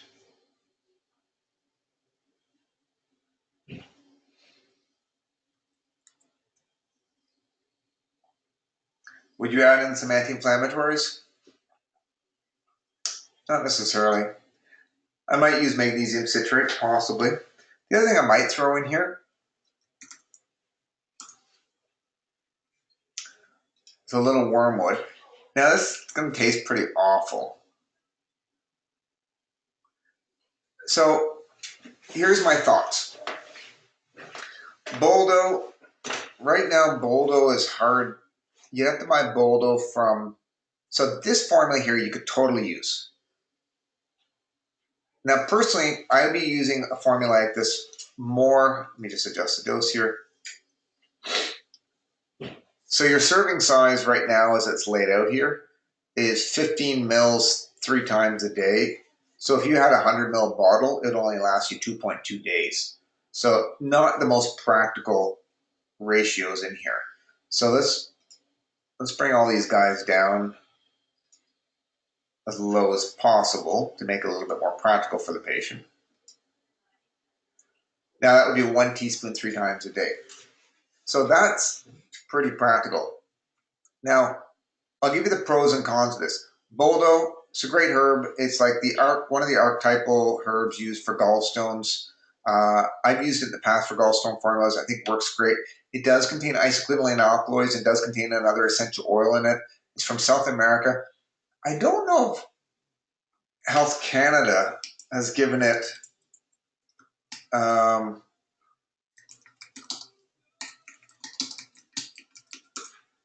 just want to see if Health Canada has given it a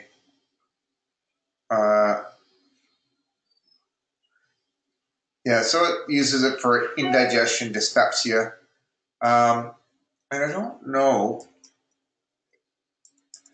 So it's available out there. I'm one of the herbal suppliers that I get stuff from. They didn't have Boldo for a while. I don't know if they have it now. Maybe they're waiting to get their NPN number, but I used to use it and then I couldn't for a bit. So you could certainly use Boldo or you could remove it, okay?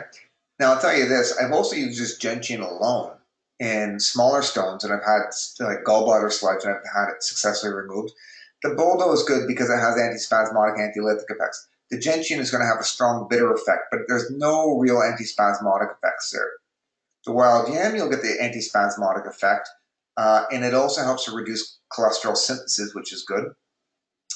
Greater celandine is really good for getting the bile flowing and having an antispasmodic effect.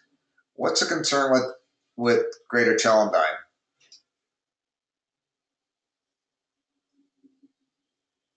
Anyone know? Greater celandine. Why might I be careful with this one in general with people?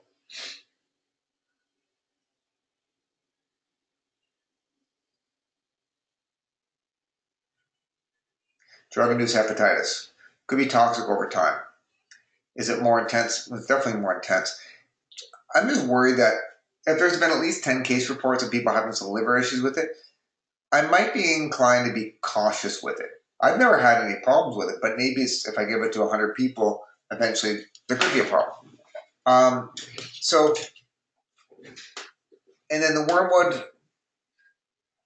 Wormwood's another thing. It's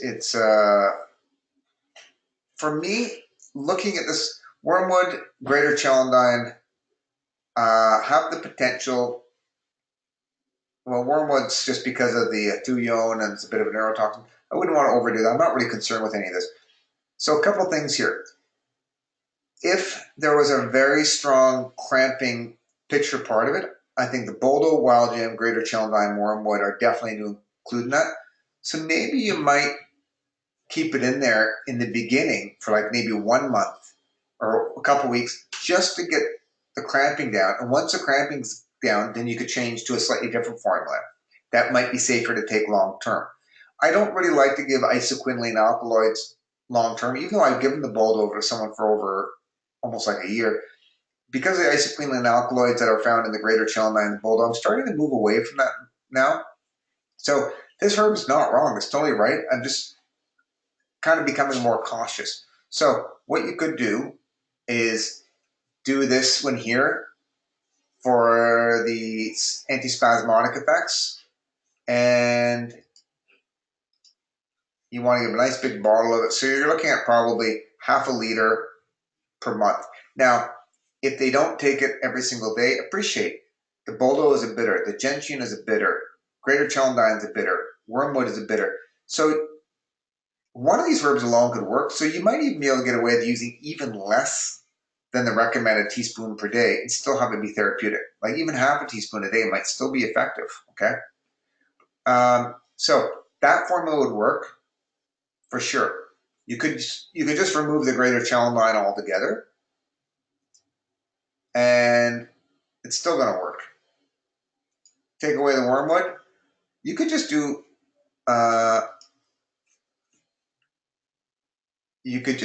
these two. Oops. I don't know why I did that. Hold on.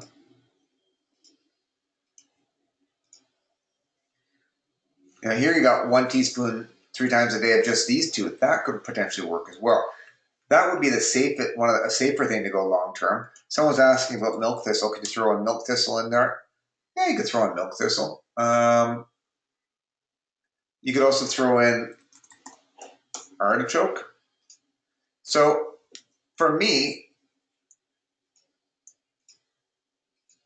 For long term, I might be inclined, especially if it was a man who had high cholesterol, or a woman with high cholesterol, or she had, so if the woman had high cholesterol and a fatty liver, then I might be more inclined to do this. The gentian's your bitter, wild yam is your antispasmodic, but it also helps reduce cholesterol. Milk thistle helps protect the liver, so it's not going to hurt the liver, unlike the chelidonium could potentially. It also can protect your arteries from atherosclerosis, and has some great antioxidant effects. It's not really a strong bitter, but it's a little bit of bitter to it. Artichoke's not as strong a bitter as the gentian is, but it also helps reduce cholesterol. Has all these great antioxidants that have positive effects on reducing heart disease. So for me, this would be more nutritive as a gallstone formula, and this is kind of just something over the years. I'm kind of moving more towards a formula like this and away from the boldo and the chelidonium and the wormwood. Now, what I might also consider doing is creating this formula like this to give long term, and then we can mix it up and say, if you have a gallbladder cramp,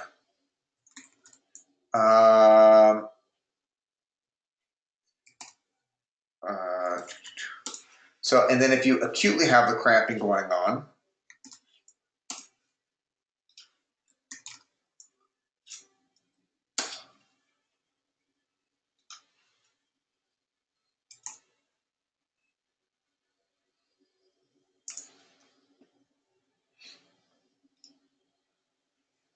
then if you have the acute cramping going on, then you can end up doing something like this. Let's get rid of that. So take the other one long term, and then take this greater chelidonium wormwood wild yam formula as needed. So when you have the cramping.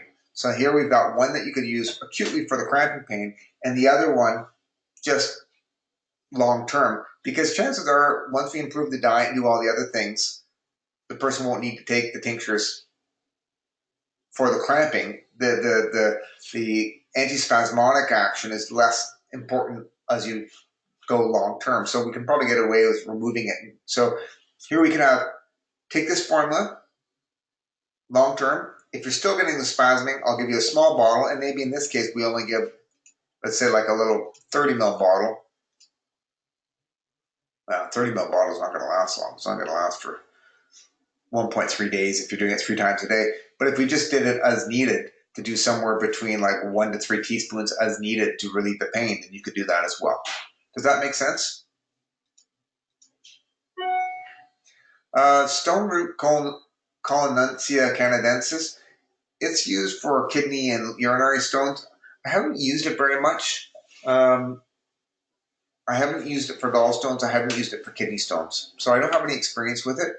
It's certainly a herb that has been used. I don't know about gallstones or if it's more kidney stones. I usually think of it as more urinary stones, but it might work for kidney stones. So I have no experience with it. Okay. One other case. So another case to talk about, which we didn't include here. So we talked about the herbs, other things, changing the diet, stuff like that. Another case you might want to do would be a case for fatty liver. And so with the fatty liver, what would be the main indications you want for someone who's coming in for fatty liver? So fatty liver is they basically have inflammation of the liver, elevated liver enzymes. They also have elevated cholesterol going on, some blood sugar dysregulation. Hepatoprotective, yep. Any other actions? You want to try to clear all that fat out of the liver? What else would we want to use? Cholagogue, yep. Choleretics, bitters, hypercholesterolemia, anti-hypercholesteremics, which is lowers cholesterol. In general, you want to improve their diet, get them to remove fructose, sugar, don't overeat, things like that. So, gallstone or fatty liver formula. What would we want to include in your fatty liver formula?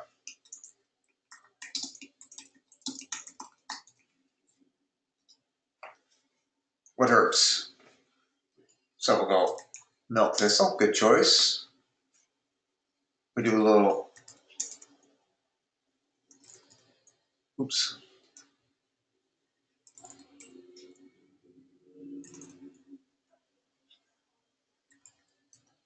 Globe artichoke. Yeah, I'd throw a little gentian in there too, get things moving. What other herbs could we throw in there?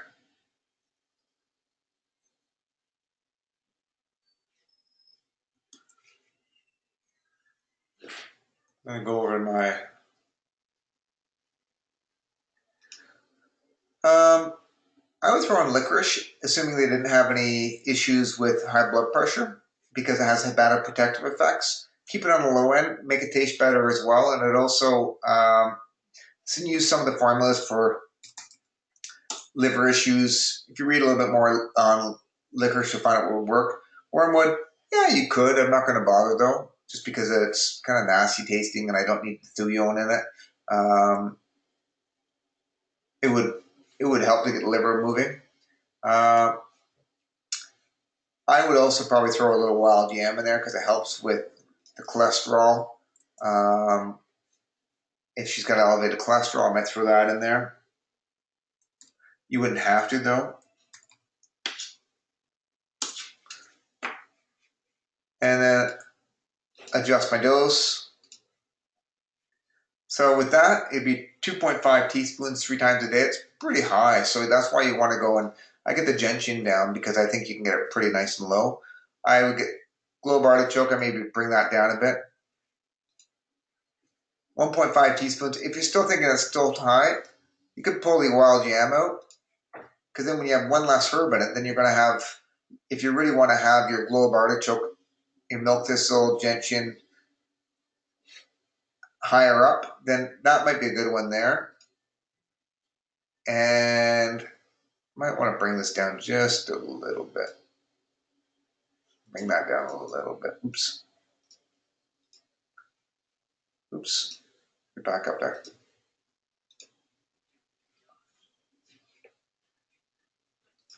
I have to play with the numbers a little bit to get what I want.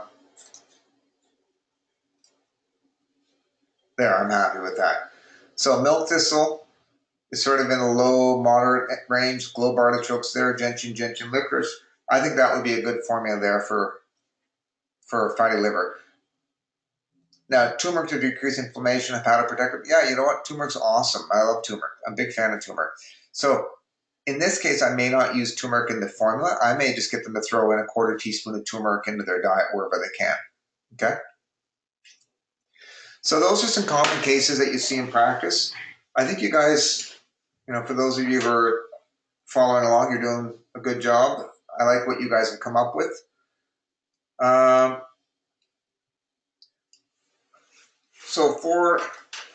Do you guys feel kind of comfortable working up those types of cases now? Is that a good review for you guys?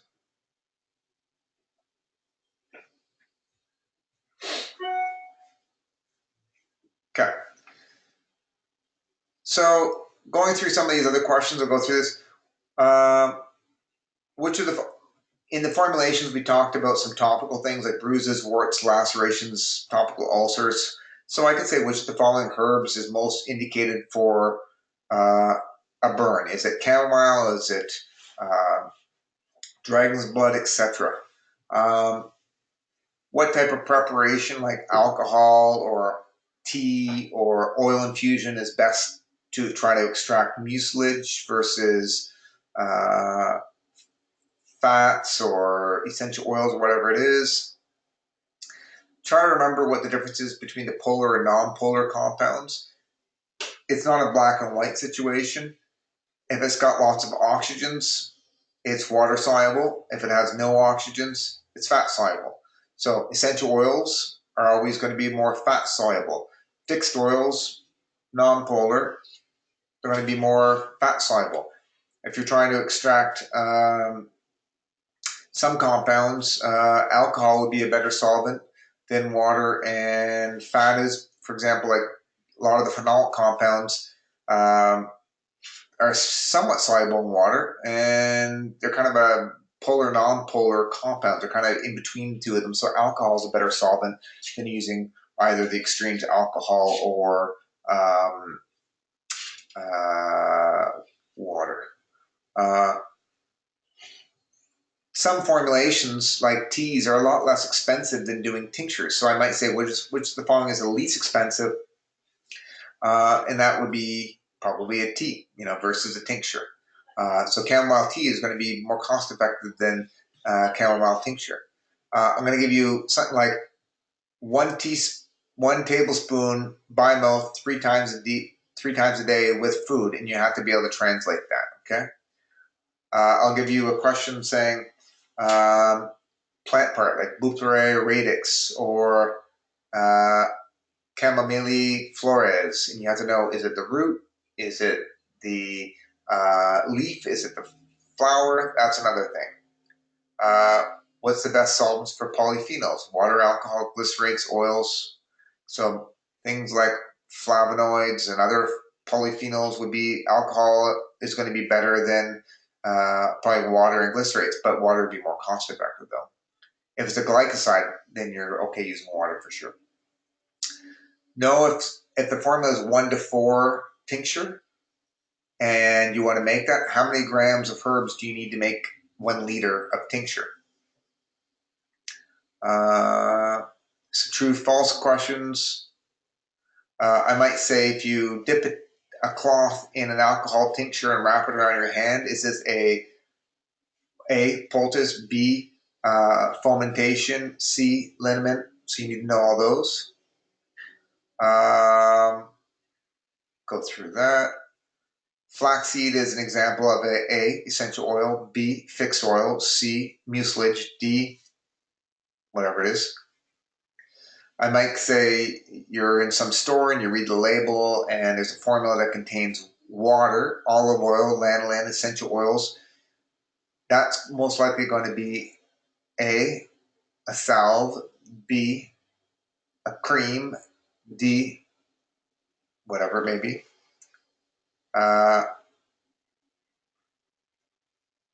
So someone has a particular condition, which, if you have, let's say, a leg ulcer, which of the following applications is not useful? A ear oil, B, a lozenge, C, whatever. I mean, it's all wrong there. You should know how many milliliters are roughly in a teaspoon and a tablespoon. So it's 4 to 5 mils per teaspoon and 15 mils per tablespoon. If someone's got a bleeding ulcer outside, what actions or what herbs would you want to apply? What actions would you use for ulcers, warts, burns? Bunch of safety stuff. Talk about some liver stuff. Go through these. These are pretty straightforward. Make sure you go through these questions, please. I think they'll give you a good idea of how to study for it. Oh, here's some more cases. I don't know if these are the same cases. I didn't give you a diarrhea case, but you can figure that one out too. And then Latin binomials, I'll say the Latin binomial for golden seal is A, Hydrastis glycyrrhiza, B, Hydrastis canadensis, C, Silymarin canadensis, et cetera, and you got to figure out which one it is.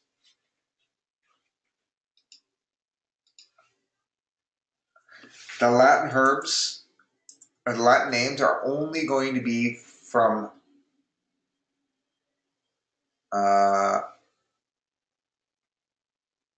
they're only going to be from this section here.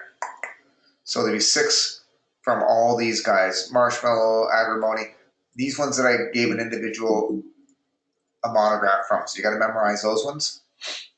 You won't have to memorize. So that's starting here down. Some of those will appear up here. I don't ask you what is the Latin name for deadly nightshade. I don't ask you the Latin name for ipecac. Okay?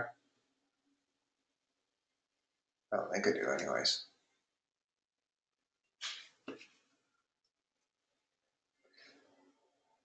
I think that's good. So 11:50, you guys are going to be having to move on. Do you guys have any other questions?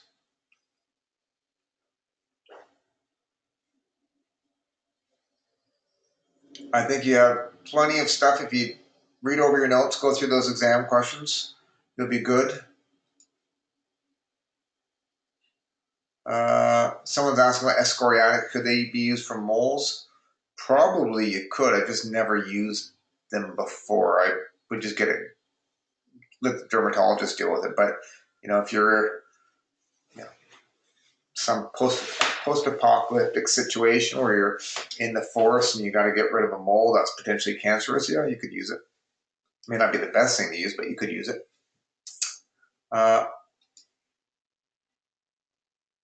No, you don't need to know all those Latin names. Well, I don't know. I have to go. Don't worry about the ones on the outline. Only worry about the ones that I've just listed there that were selected herbs that I did, okay? So, gentian, also centauri. So there's 1, 2, 3, barberry, 4, all these guys, okay? I think the exam will be fair. I hope you guys, the average is in the 80s again. That would be great. Anything else before I shut this down?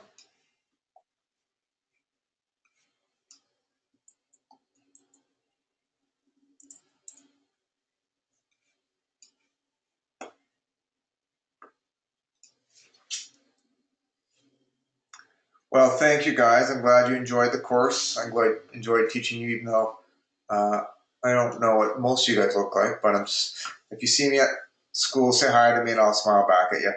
And I'll figure out who you are.